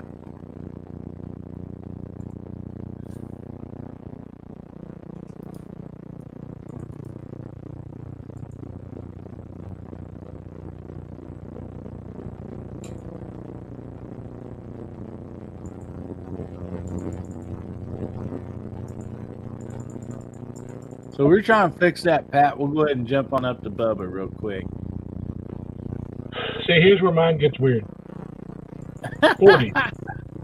40s, 50s, and then on to 80s and 90s are my favorites. All right. I didn't even put 40s and 50s on there. Yeah. 40, you didn't put 40s on, you put 50s on there. Yeah, 40. Yeah, that's right. I've said it on here a couple of times. I've always loved, the Ink Spots. I love them dearly. I always like listening to Ella Fitzgerald and stuff like that. So, I mean, stuff's just great. And it really, really catches on to me just because of the fact that, I always played the Fallout games and all of their music is stuff from the 40s to the 50s. The newer one, like when as far as was it John Denver? Was it John Denver that sung Country Roads? Yeah. Yep. So that's like the highest it goes in year for the game. So like the radio the whole entire time all you hear is 40s and 50s, and this is like in an era where everybody was on like nuclear power and stuff like that. It was like highly advanced beforehand, and then everybody decided to nuke each other. This is a video game? Yeah. So like okay. The only music left over is 40s, 50s, and some 60s, some 70s songs. So it rings home to me whenever I play that game. So it's always nice. Plus you could build your own guns. So it was just, always a fun game to play. So it's probably another reason why I really like 40s and 50 songs. As far as the 80s and the 90s, if it wasn't metal or hard rock, I didn't really listen to it. I absolutely abhor rap. I cannot stand rap. So anything to do with that, and I don't like today's new country. I cannot stand it. It's disgusting. The only song so far that I've liked that's come out of the country here lately has been the Jason Aldean song that everybody seems to hate. And I'm still unsure why. Well, we talked about that last week, and yeah, it don't make. Yeah, no, I much sense came in to after me. that question was asked, so I didn't get in trouble. Oh yeah, you were late. Yeah, Yeah, that's right. I came in right after that, so I didn't get in trouble. Or I didn't get nobody else in trouble. Well, since I mean, you missed it last week. If there's something you want to say without getting me kicked off YouTube, you're welcome to. Okay. So I'm going to say the same thing that I said whenever they did the whole Baby It's Cold Outside banning crap. Mm-hmm. If you don't like the song, don't listen to it. That's as simple as that. Oh, I don't like this song. Switch station. That's all you have to do. That's all I don't know why do. everybody's like, oh my God. Well, somebody likes that song, and it doesn't mean the same thing to them that it does to you. So shut up. Move on. Switch the channel. That's all you got to do. Isn't that what they tell us all the time when the show comes on and nobody likes? Yeah. Isn't that what the other side says whenever we see a show like RuPaul's drag show or something like that? It's like, oh, I don't want to watch that. Well, change the channel. You ain't got to talk about it. So I'm saying the same damn thing. Change the freaking channel. All right? Not a hard concept. Where's my cord? I don't like Taylor Swift, but I ain't out there trying to get her shut down. You know? But, you know, I don't get the mentality of, oh, I don't like something, so it's got to go. Instead of, oh, I could just, not listen to it. Well, yeah. I tell you, people listen to Johnny Rebel. I don't like Johnny Rebel. I cannot stomach anything that he sings. It's horrible, horrible, hate-filled music. But I don't listen to it. Some people do. Some people listen to rap. I don't. So I don't listen to it. Simple as that. I don't understand the need to and it's my generation too. It's millennials and lower. Yeah, I am a millennial. Before anybody asks, yeah, I am a millennial. But I've never understood the need, the desire to want to play a victim when you're not a victim. Like I don't get it. I really like it. It doesn't ring true to me at all. It's just like I know you want to pretend that you're special, Buttercup, but you're not. There's a million other people like you, and they're all just as annoying. Did you just call me Buttercup? I was talking about people crying. Were you crying? Nobody is special. Unless you're in the government for some reason. Apparently you get away with everything, but Waco. Right. Sorry. Waco. Wait, sorry. That's Ruby Ridge. Ruby Ridge. Ruby Ridge. Oh, God. All right. So since he's asked the question like 16 times, I gotta address this. As far as PSA, they make some rockin' uppers, some rockin' lowers. I would assume that the PA-10 is actually going to be really, really good. I have no problem with PSA products or stuff like that. There's some people that do, just like there's some people that have problems with Glocks. Hi. So it's 50-50 for every company. You're going to have a 50-50 chance of getting somebody that was lazy that day or were worked to the bone and too tired and didn't realize that they messed something up. Like something as small as it being a 10,000th of an inch off. So there's always going to be a 50-50 chance. So as far as PSA is concerned, I have not had any problems with anything to do with PSA.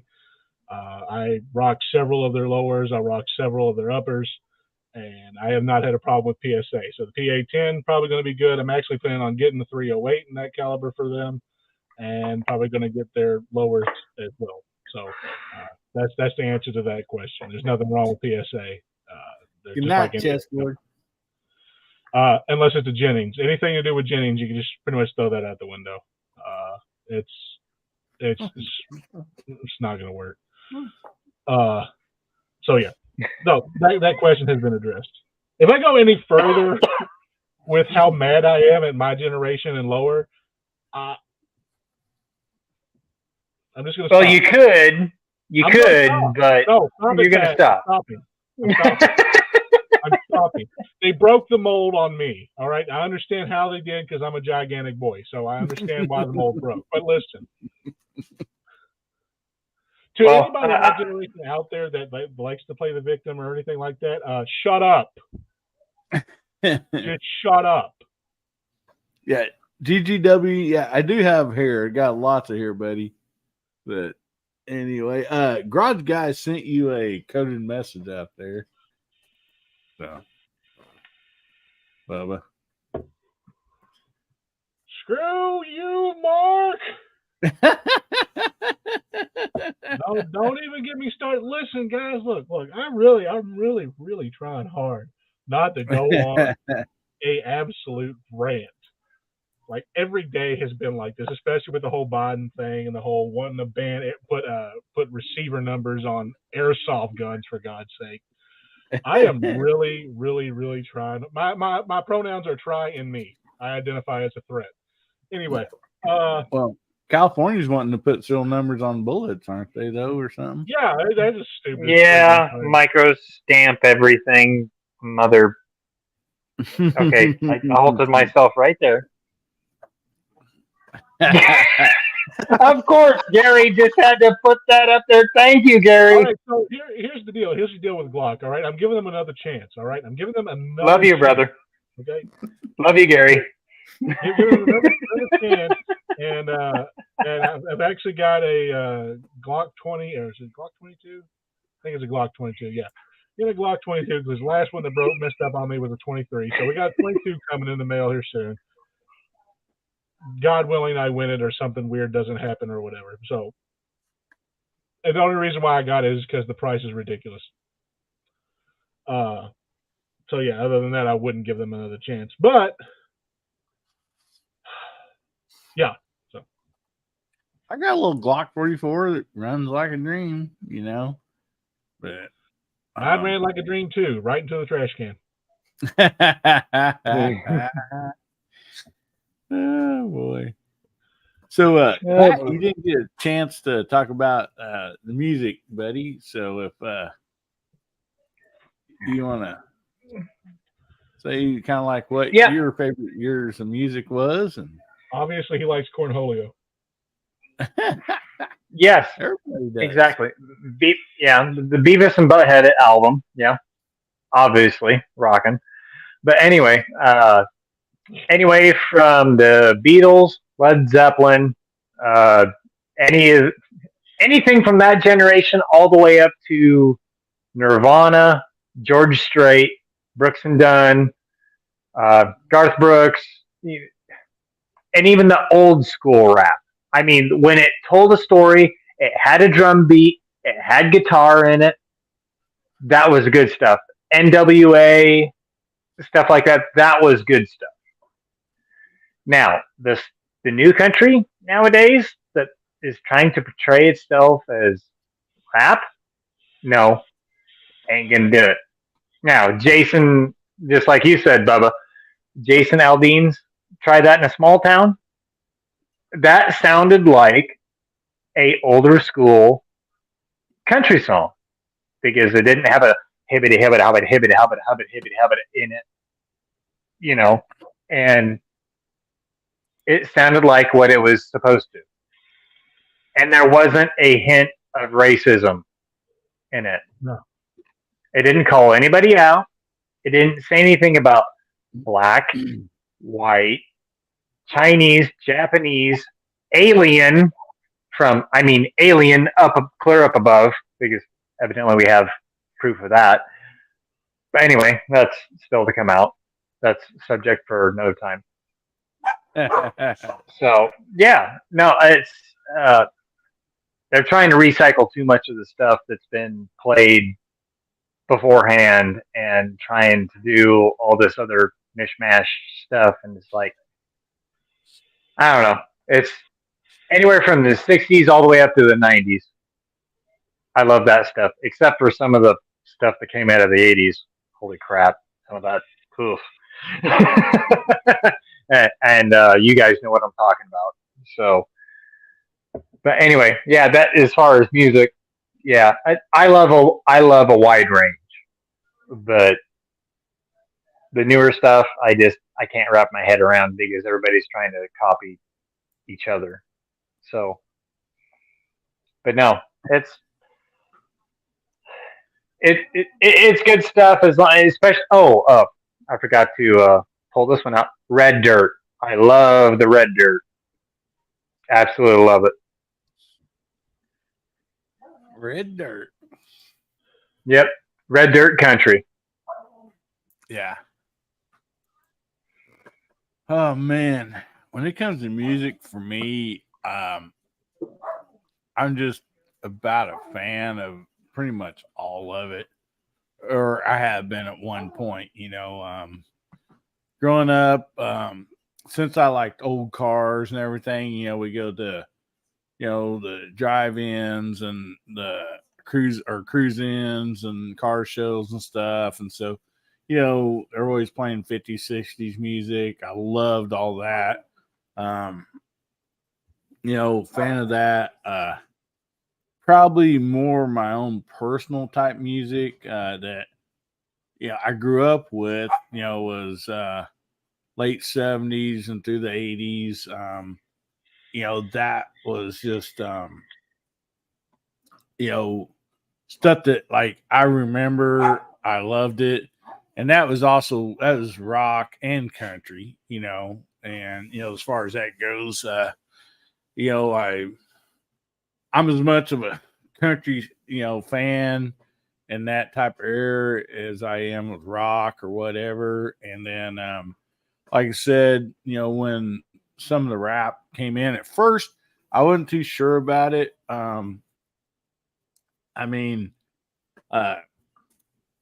Blondie literally had the first rap song, Man from Mars. And it was played on a rock and roll station, but I was kind of like you. There was a lot of rap. I liked some of the rap. I put it that way. Kind of back when it first came out for the same reasons that you said. But I wasn't just a humongous fan of that.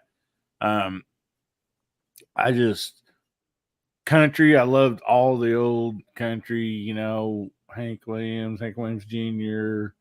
I mean, you name it, all the way up to Garth Brooks, George Strait. I mean, just, all that. But then again, I also liked, I still do, bands like, Jimmy Buffett, and stuff like that. And so, it's just such a wide variety for me.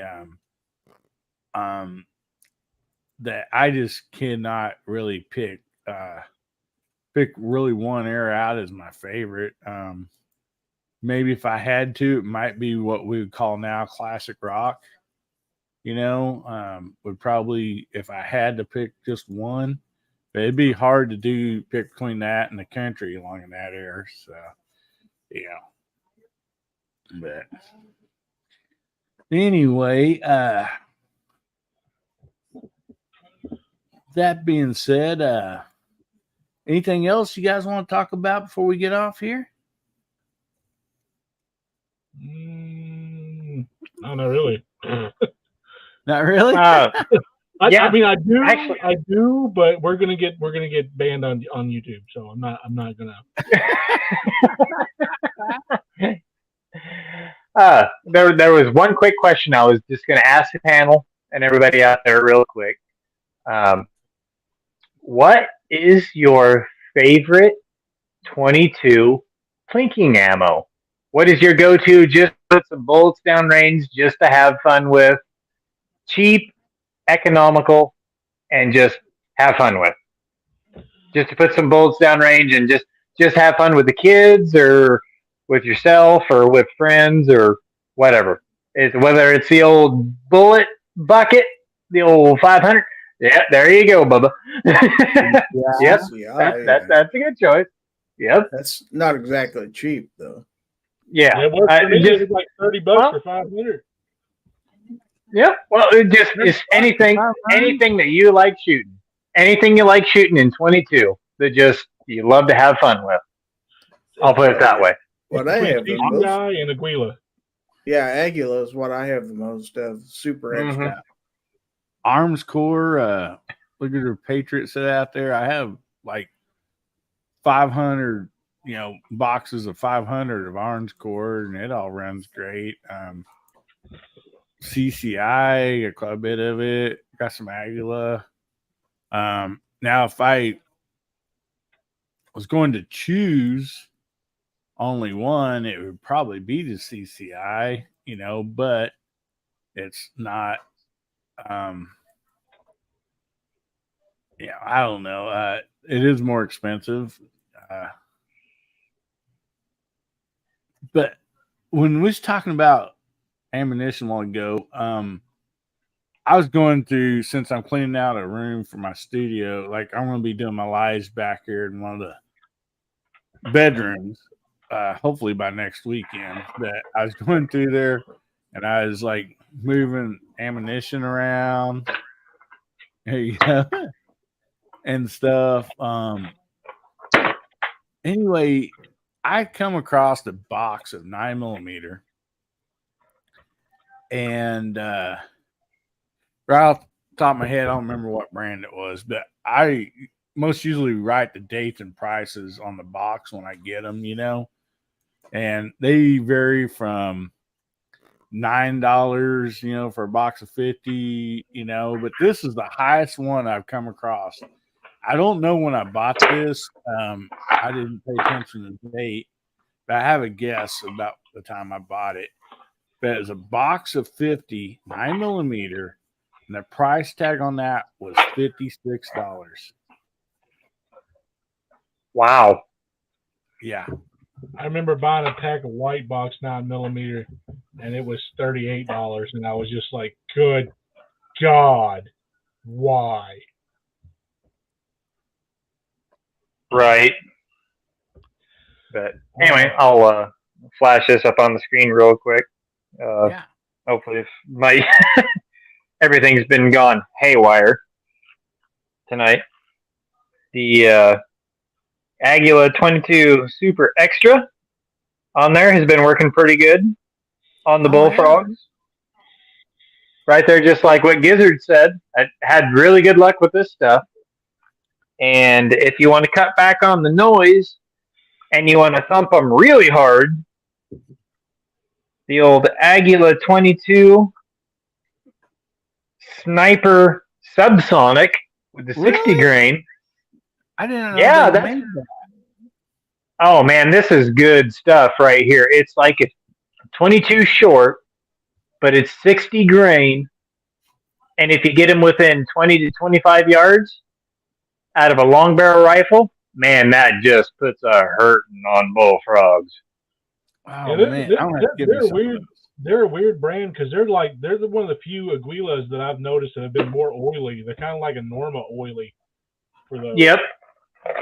And then if you want them to explode, put a little bit of Herter's hollow point 36 grain on them if you want them to absolutely explode, because the hollow point on that has been really deep, and that just blows up in just about everything. So that's been another go-to right there. But even the old Federal Auto Match Hasn't been bad. That was the first night. We went out the first night with that Uh-huh. and got 6 with that. We shot 7 rounds, and the boy got all but one of those bullfrogs on every single shot except one with that. Yeah. So I can't complain. But this stuff right here, the Agula, the subsonic sniper, 60 grain. Wow, that lays a thumping on bullfrogs. Holy cow! And it's about half the noise, and it just, man, it's good stuff. I mean, as long as you're in close. I mean, it ain't no long range or anything by that standard, but man, that stuff works. So it's like a short on steroids, you say, basically? Yeah, pretty much. I mean, it's not a long range cartridge, but if you're within that 20 to 25 yard range with that, man, it'll thump. If you're doing coyote or raccoon or possum or just varmint within that 20 to 25, and it's quiet.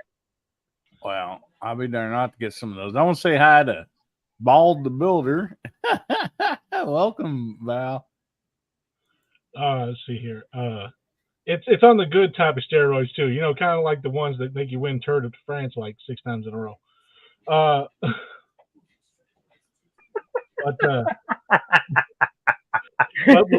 With one nut.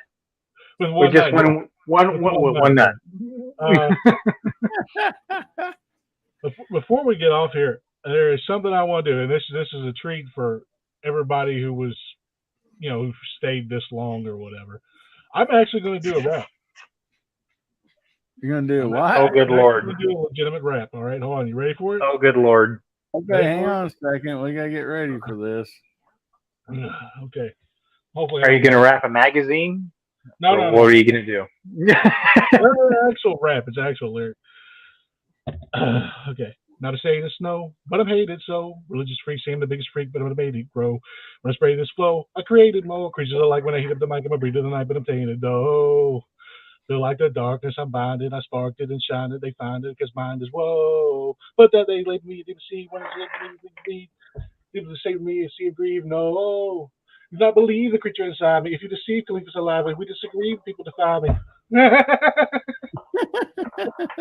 There you go. It's just a small little bit of freak for the end. Awesome, buddy. Love it. That's the only rap you'll hear from me. And I only listen to it because it's a Jelly Roll song. Yeah. Apparently me and him look alike. I love it, buddy. It don't take much to rap, man. Gary, did you what do you like to? Did you get to chime in and say what you like to plink with or hunt with on the 22? Just like what you could mess around with. I said the same thing you did. Oh, okay. The Agula. Mm-hmm. Yeah. What are you shooting that out of? Oh, all kinds of stuff. I mean, I've got a Marlin 60, and then a whole slew of different pistols I shoot it out of. So anywhere from a Rough Rider to a Barkeep to a TX22 to an old high standard Duramatic. I mean, you name it, I've probably got it in 22. Oh, So, you just had to bring up that gun, didn't you? Oh yeah, I know you like that one. So. Man, I would buy that off of you on a heartbeat if you would let me buy it from you. I'm trying right now. I'm trying to find a Haskell's right now. You know, High Point before they became High Point. I'm trying to find a Haskell's for sale. I've got one of those. Those things. I've got one of those. Cool. Those actually looked cool. Like I'm not gonna. You can tell it's High Point just because of the slide safety. But they actually looked half decent and had a nice, cool writing on the side, Haskell's. It's cool. Yeah, actually, on one of those, I just got done redoing the firing pin and spring and they, I kid you not, they still honored it through High Point, and I got to put all that stuff brand new into that gun. Yep, is they awesome. they still honored it because he goes, "Oh, this gun's not firing right." And I said, "Well, just hand it over to me. This has been 4 or 5 months ago." And I said, "Okay, well," I said, "just hand it over to me." I tore it down, and I said, "Oh," I said, "the springs broke." And I said, "Okay." So I called up High Point because I knew who it was, and they said, "Oh yeah, well we still honor that." And they sent me 2 groups, and it was instead of the single spring, it was the double spring with the enhanced firing pin Wow. and on it. 2 groups, and I said, "Well," I said, "if you ever have any problems," I said, "here it is. Keep it in your case." And I said, "If you ever have any problems with it in the future," I said, "just give me a call." And it was way beefier then, and it was way stronger. I could tell just by messing with it and the magnetism, because it was kind of that Chinesium stuff that the magnet would barely stick to. And then the new stuff, my magnet just locked right onto, and I was like, "Oh, okay, well, this has got to be a lot better because it's got a lot more steel in it instead of that pot metal crud in it." So, sorry, I didn't mean to get off on a tangent, but No. Okay. You want me to answer this question? Yeah. Okay. So the Wildcat for Winchester is one of the last few things that they have done that has actually been worth a dang from Winchester, to be honest. yep. So the Wildcat Thank you, Bubba. is absolutely amazing. It is probably one of the best firing semi-auto rifles I've ever shot, outside of like Marlin or something like that. I have fired it. It is fun, and you cannot outpace the trigger. I have tried, and it's just an all around good gun. Plus, it takes Ruger 10/22 magazines, so that's pretty cool. But if you end up getting one and the Ruger 10/22 magazines don't fit in it, what happens is some of the molding inside of the magazine catch and the magazine release for the plastic that they use for like the decorations and stuff sometimes goes over a little too far, and sometimes it won't seat the Ruger 10/22 magazines. What you got to do is reach up there with like an X-Acto knife or a box cutter and just kind of like trim just a little bit of that excess off, and it'll be fine. I don't own a Wildcat right now, but because I honestly just want the expert because I like the way the bolt gun looks for it too. So, but the Winchester Wildcat, absolutely amazing. It is a very fun gun. It is very light, very, very light. So it's a very good, out in the woods hunting squirrels rifle. So, and it's pretty accurate too. I'd say it's average groupings on it for me. Just picking it up, I think I was like a 1.5 inch at 50 yards without even really trying. So yeah, Winchester Wildcat is the best thing come from Winchester in a long time. So, just to answer that question. Yeah, I'll sub a little something on top of what you said, Bubba. My dad's got one of those when they used to sell remember the Winchester Wildcat ammo they used to sell to go along with that? Do you remember that, Bubba? Yep. Yeah, it was just in the little 50-round packs in the cardboard boxes. And yeah, me and Dad used to go out shooting squirrels and rabbits and everything else with that. And that was, we had a blast. I with still all got that some of the stuff. skills I saved actually. I put them in this little CCI mini mag, and the holes for them is really good. Nice primer strikes. It's actually a couple of them were light, and it still fires pretty good. So yeah, can't really see it, but just the tiniest little indentation, and it still went off. So they're pretty good. They're pretty stout. Yep. That little Wildcat ammo was actually pretty good. I couldn't complain. We shot a lot of that stuff back when I was a kid. You know, shit, it's probably been 25 years ago, at least. Yeah, like I said, Wildcat is the last good thing they came out with. Anything with that name on it's usually going to be good. You might have like a 20% chance of it being absolute trash, but no. Very rare. Right. But anyway, okay, so Gary talked about what he shot with his Plinken ammo. So what did you have the most fun? So I'm going to kind of reverse this a little bit. So Bubba, what did you love to shoot? Just cheap ammo, just going out and having fun with. What was your funnest gun to have in a 22? So far, it's been that one, a little Ruger American Predator model. It's got a bull barrel on it, and it's just been an absolute blast. The no pun intended. The scope on it is almost as long as the barrel, and the barrel's 18 inches, so it's a pretty big scope on that sucker. Not Luke. But it shoots about half-inch groups at about 100, and I think furthest I took it out to so far has been 125, 150 yards. But it's about half-inch groups. So, I mean, it's just a lot of fun. Shooting at little bitty plates and stuff my brother had, like, lying around on the ground and stuff, just pinging it off and popping up and hitting the target and stuff. It's a lot of fun. I've actually got a couple spinner targets over there on that dresser that I have to put up and try out. But yeah, no, it's probably the most fun I had, and it's always going to be CCI or Aguila for that rifle. That rifle loves it. It hates Norma. It hates Norma. It doesn't like Ely, and it absolutely hates Lapua. I don't know why, but it absolutely hates the high brand stuff. Yeah. There you go. So, okay, well, I'll ask, hey, Billy. So what's the cheapest stuff that you've ran through any 22 that you just absolutely have a blast run through? Just plinking, doesn't matter. Just having a blast out in the backyard or going out and hunting squirrels. What's your favorite combination? Well, when I was younger, I had that IFCA single action 22.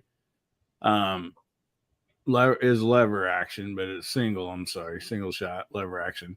And I loved, of course, shooting that. I go out squirrel hunting, and I'd find me a good place in the woods, just sit down, lean up against a tree, with my dog, and I would put 22 shorts in there because the squirrels would come out and I could pop them and it didn't make hardly any noise at all. So the other squirrels that was, out and about, they didn't really run off. They would just like look around and they just go about their business.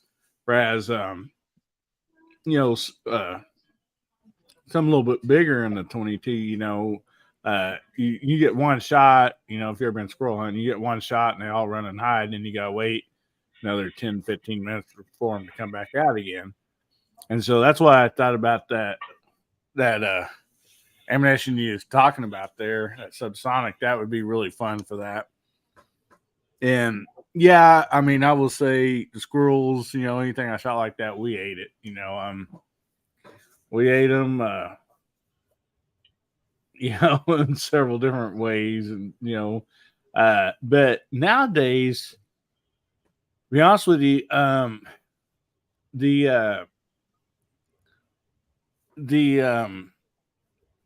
just this box of Arms Corps or any of that stuff, I've got them, like at Bass Pro, on sale, 50 or 500 rounds, on sale or whatever. And then like the buckets, I can't remember right now who made the buckets, what brand those are, but they're cheap and fun too. The Remington Golden, the Golden Bullets, the old Remington Golden Bullets. Yeah. And, but now really I just have a blast. I have so much fun with it. I own 2 of them. don't ask. Well, one of them's because of Bubba. We was up late one night on, Just dual Blame wield it on them. Bubba, right? yeah. Just dual wield them all. I have two of those M&P AR-1522s, and Oh, nice. I mean, Nice. with you get like on the one that I've been shooting, nice little red dot on there and stuff, and get that thing tuned in. Like you literally, I mean, you can pick marbles off of a piece of wood. I mean, they're that accurate and just fun. I mean, just a blast to shoot.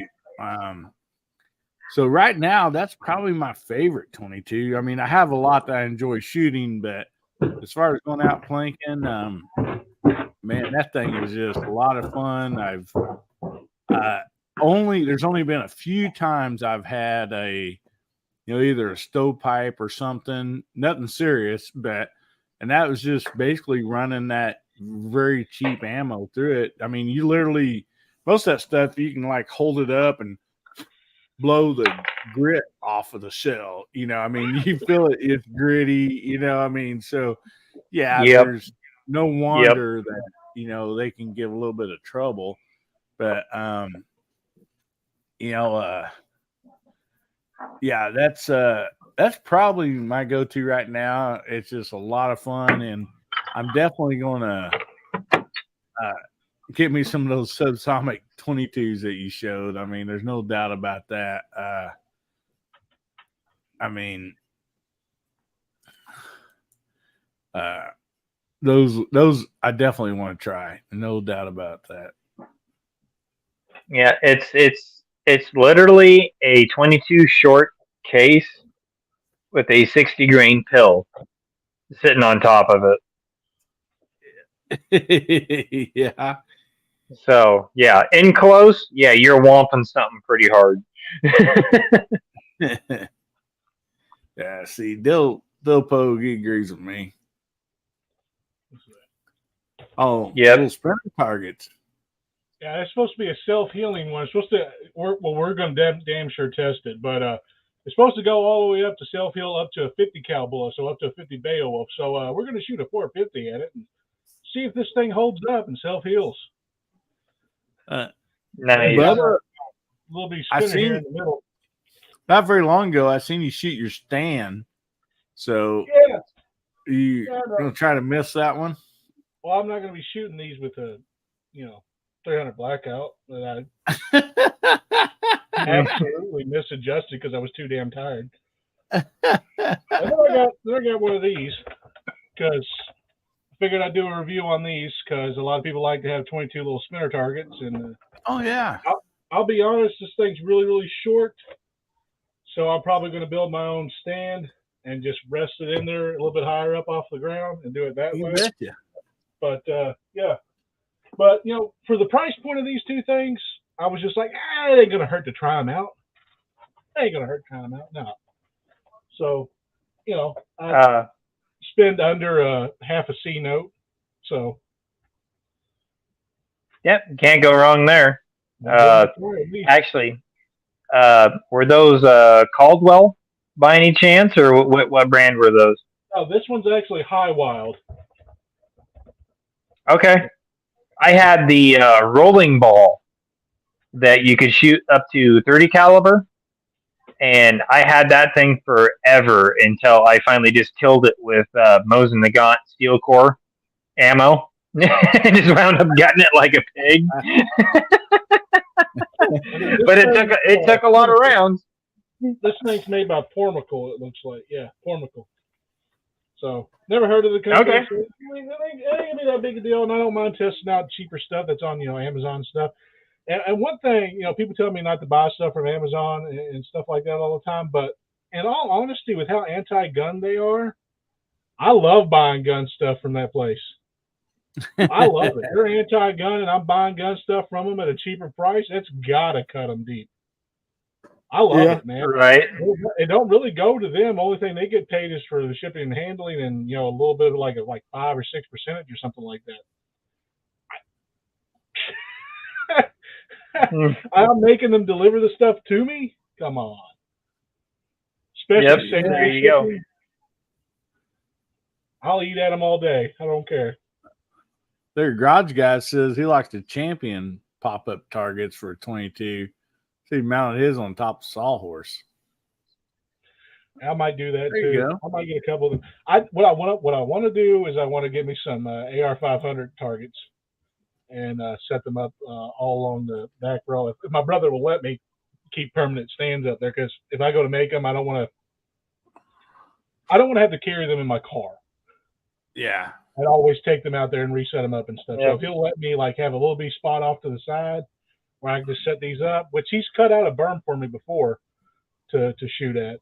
So I don't see why he'd have a problem with it. Plus he's wanting me to sight in his 6.5 Creed and do reloads for him. So that's the least he can do if I'm not going to charge him for reloads. I'm gonna be putting out the money to make his reload, so at least he could do is that, right?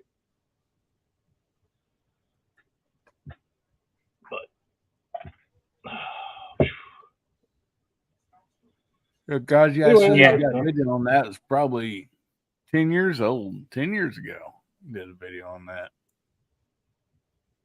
Nice. Yeah, you'd be surprised, what you come up with. At least for me, if you got a garage full of power tools and this and that, I mean,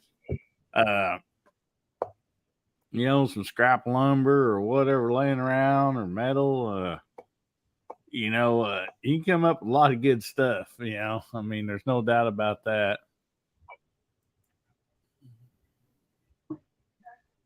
Yeah. Actually, I'm reviewing a target right now, just kind of like what Bubba said. A Caldwell 22 reset. It's got 4 along the bottom, and then once they all get flipped up on the little perch, once you smack them around, you hit the high target, and it resets everything. Yeah. And the kids have been absolutely loving that target because they can shoot all 4 of those targets, and once they know that all 4 of them are flipped up and they can't see them anymore, it's time to go for the high target, and it resets them all, and they just absolutely love it. So, yeah, as far as just going out and having fun, some of the most fun that I've ever had is just plinking with 22. Yeah, Yeah. it is. It's cheap.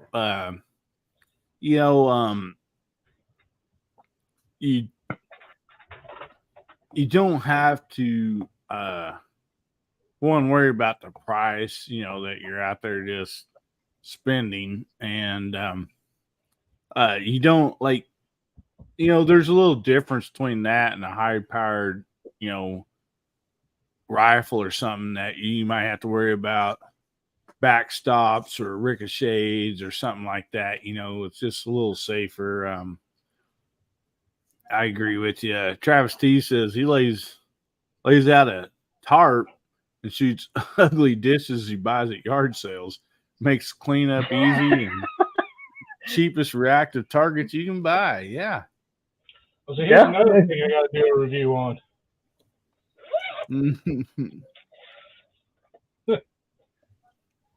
My buddy Rob over at Hamilton Outdoors has a lot of the smaller ones, and I found out that Hunt Pal actually makes a bigger tripod for shooting.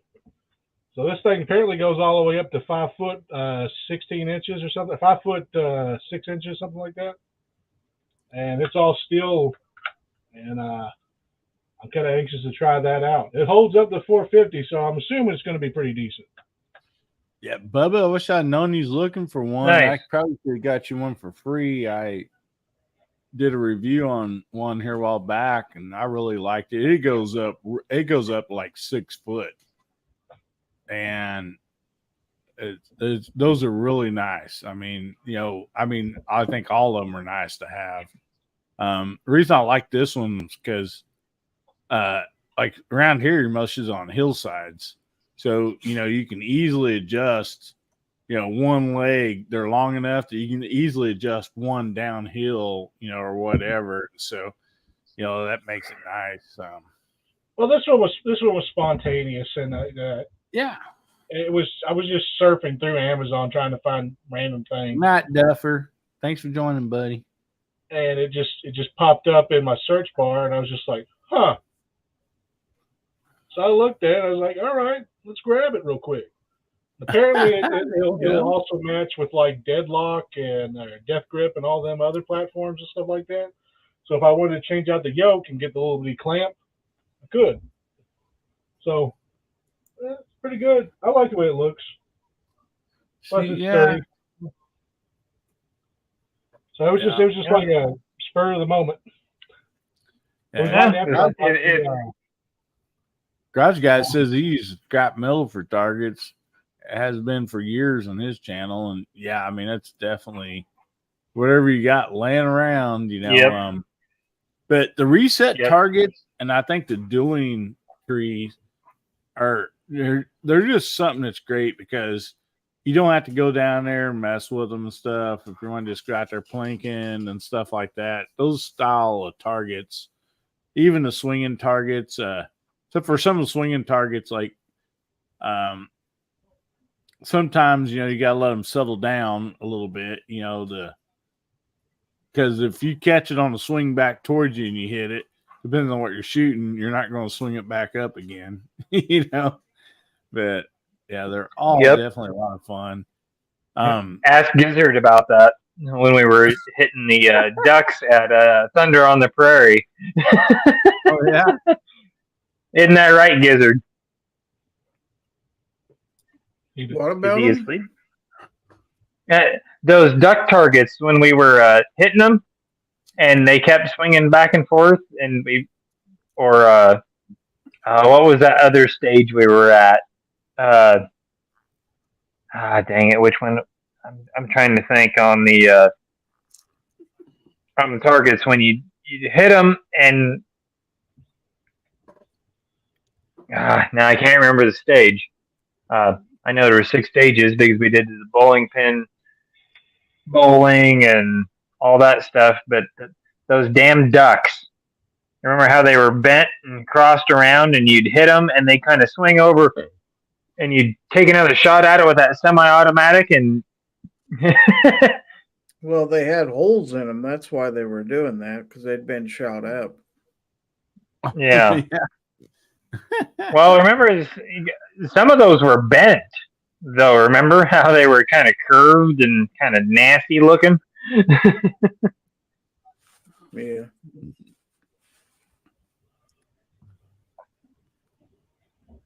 Yeah. But anywho, See, Travis T says years ago I worked for a family that owned an automobile salvage yard. The corner had a berm. We'd put cars and trucks in front of the berm. Oh, so like you'd shoot the cars and trucks. That'd be fun.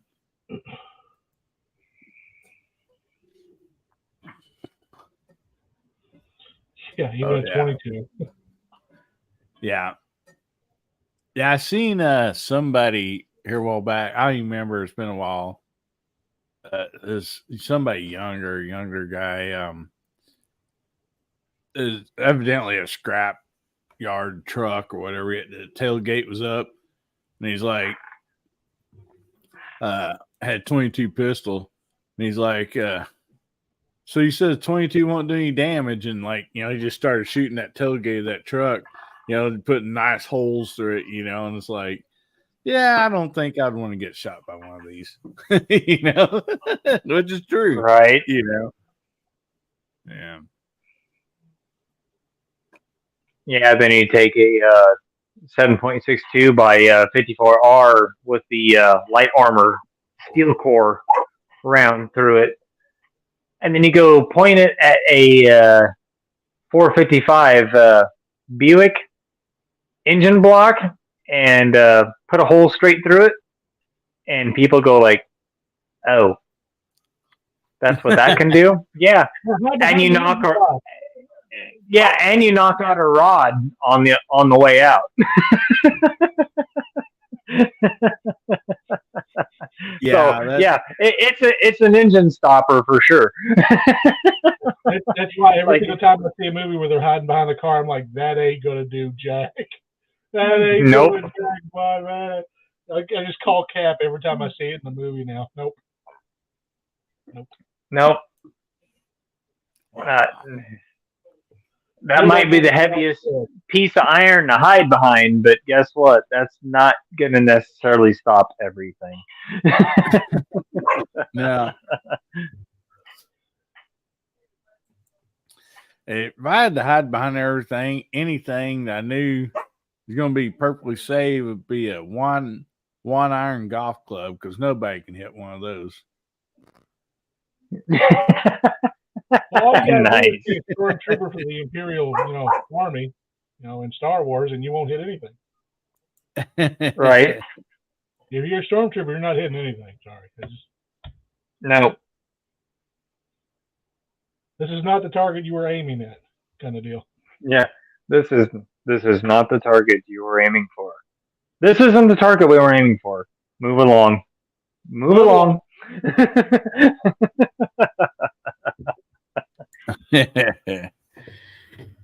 Just Yeah. nerd out like crazy. Yeah, Yep. I didn't thought about that. Those stormtroopers, they couldn't hit much, could they? No, they couldn't.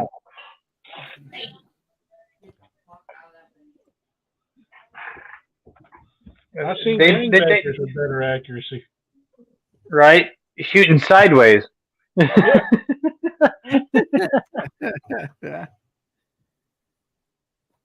Oh my goodness.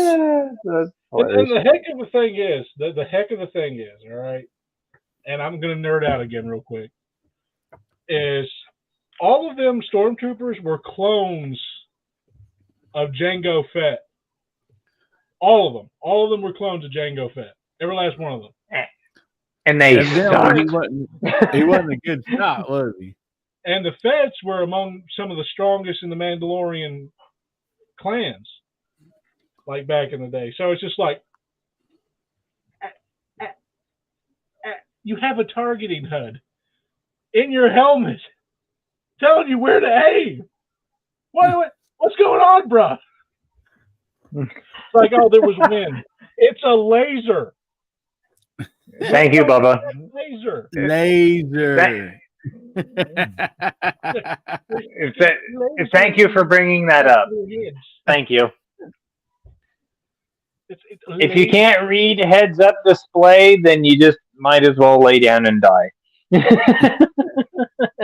And most of them did. I mean, the Ewoks trampled down. I mean, for real.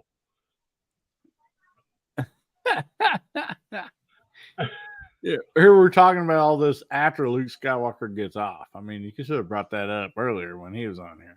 I'm gonna do it. Hey, next Right. time he's in, we're just gonna do Star Wars questions. If he pops in, everything we're Yeah. just gonna switch to Star Wars. Everything. Every little bit thing. And I'm not talking about the new Star Wars either, because that's garbage. The only Well, new he Star might Wars be- that's been worth a dang has been the Mandalorian, and that's it. He might be like Chad was on that night when he was on here, and we got started. I'd asked about the favorite comic books, and Oh yeah, no, he man, brought I out understand it. stacks and stacks of all these old comic books that he had. Like, Yeah, man, he I was all having a great time, man. I went on a It was right tangent and down I his showed off alley. my first edition Spawn comic. Yeah, he had some. I I'm nerd, man. If you bring up a nerd topic, it's over for me. Like, I'm not just a nerd when it comes to guns. I'm a nerd for a lot of things. Well, you know what's so great and funny about that, all in the same deal, is it's just amazing that how much of a connection that we all have. It's not only just guns, it's stuff like that, either if it might be Star Wars or comic books or cars and music. I mean, that's what's exciting, about this community, because, it's just not a tunnel vision, only 2A type deal. It's, we talk about a lot of different stuff, and, it just is awesome how that, we all have so much in common, even outside, the 2A community, so. There's a story time that I want to do, a story time video that I want to do. It's probably going to be like a second or third one, but Dwayne 7834 or whatever sent me a bunch of hand loader magazines, right? And he's still on here, but he sent me one, and there was an article about the 44 Smith & Wesson, right? From back in 1871, 1872, right? And just reading that dialogue, I'm wondering how in the name of God any of them lived. Because when the 44 Smith & Wesson came out, there was already the 44 Russian, right? 44 Russian bullet diameter was 0.4578 or something like that, right? So it was bigger than the actual 44 caliber, right? So it was a bigger bore diameter and everything like that. And these idiots in our Army at the time was so stupid that they didn't rationalize the differences in the ammo. So you would take the which would chamber into the cylinder or whatever, but the bore diameter was too big. I'm surprised people didn't die from the guns blowing up in their hands. Like there was a bunch of correspondence between General Franklin and Colonel Benton, right? All kinds of different correspondence letters and stuff like that talking about, well, we put in this 44 caliber into the 44 Russian, and the bullet casing just blew up. The cylinder blew up. It was like, well, no, duh, you idiot! It's sitting there rattling in there. Of course, it's not supposed to go in there.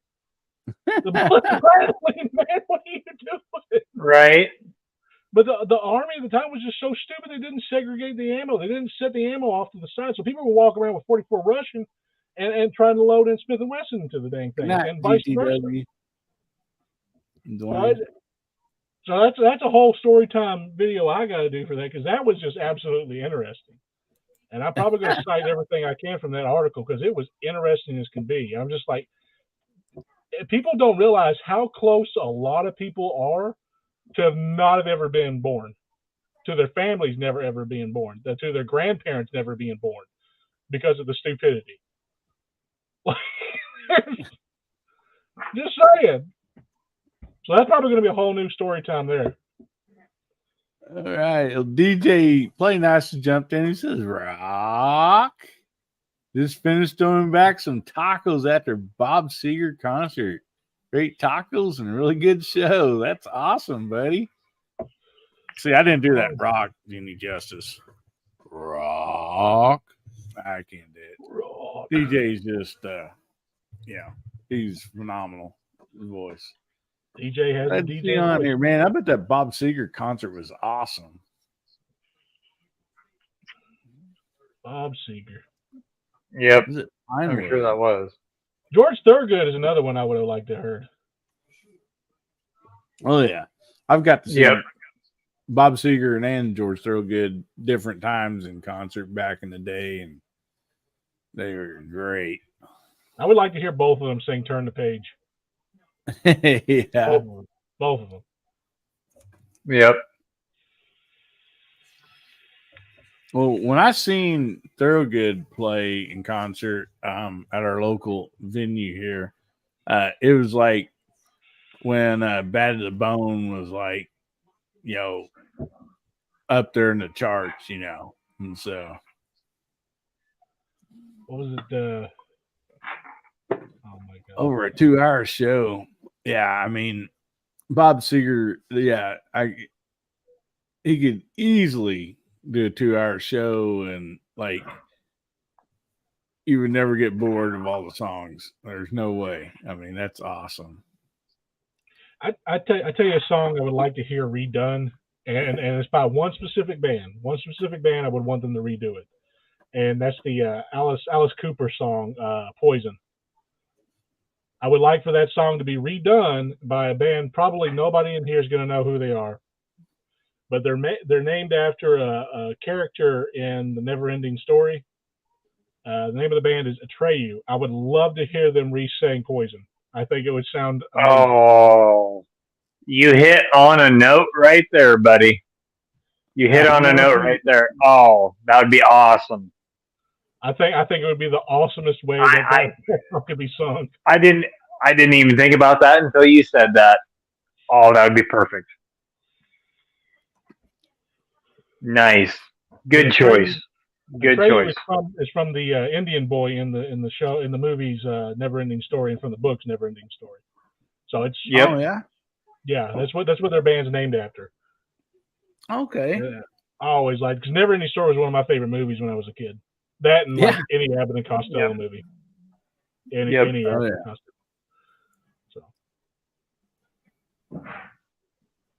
But anyway, fellers, well, I got to get off. I've got an early morning. So thanks for having me on the chat tonight. And Hey. I do appreciate it. You bet you, buddy. And we probably just go ahead and wrap this up. So if you want to Okay. go ahead and plug your channel, we'll just work our way around here and we'll go ahead and let these fine folks get some sleep tonight. All right. Yep. Well, it's almost 12 o'clock. So we will we will say hello to everybody in the new time zone in the morning. So good morning, everybody. And thanks to Bubba and everybody that was all on the panel tonight. Gizzard Gary and Bubba. And yeah, of course, our beloved host, Billy. Thanks for having me on, brother. I appreciate it. I love being on this show. I know I missed the last couple weeks, but just had a lot of stuff going on, and now I can finally slow down a little bit since it rained. So, but the creek ain't rising too much. The creek ain't rising too much, but it's raising good, and I love Always it. glad to have you on here, Pat. Always a blast, buddy. Thank you. Well, I definitely appreciate it. So, y'all have a good night, and we will check y'all out later. All right, buddy. Good evening. So, All right. Bubba, do you want to plug your channel? You had another great video out today. it wasn't too good of a video. I mean, I did have that one. I made Mark laugh pretty hard. I Yeah. made Mark laugh pretty hard because I told him, 70-30. And he even commented on it. He said, I was laughing really hard. But yeah, guys, hopefully going to do story time this weekend. Throughout all of next week, I'm stuck on supervisor position, and I might end up having to work 16-hour shifts a couple days in a row. So I might be really tired throughout this next week. But hopefully I won't have to. But other than that, got the storytime videos coming out. Hopefully I'll be able to do one. I keep on trying to do a news video, and I cannot ever get time to do it. Pops just had that surgery or whatever 2 weeks ago, and Yeah. he can't do anything at all. He can't even drive for 8 weeks. Yeah.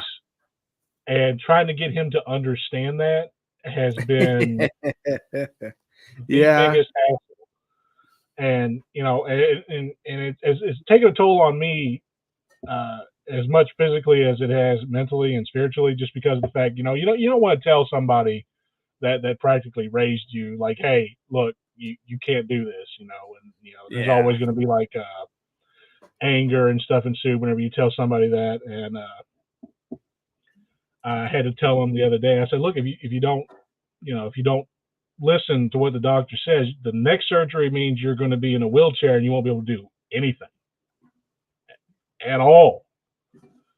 And it makes me feel like I'm a bad guy, but at the same time, you got to say stuff like that sometimes.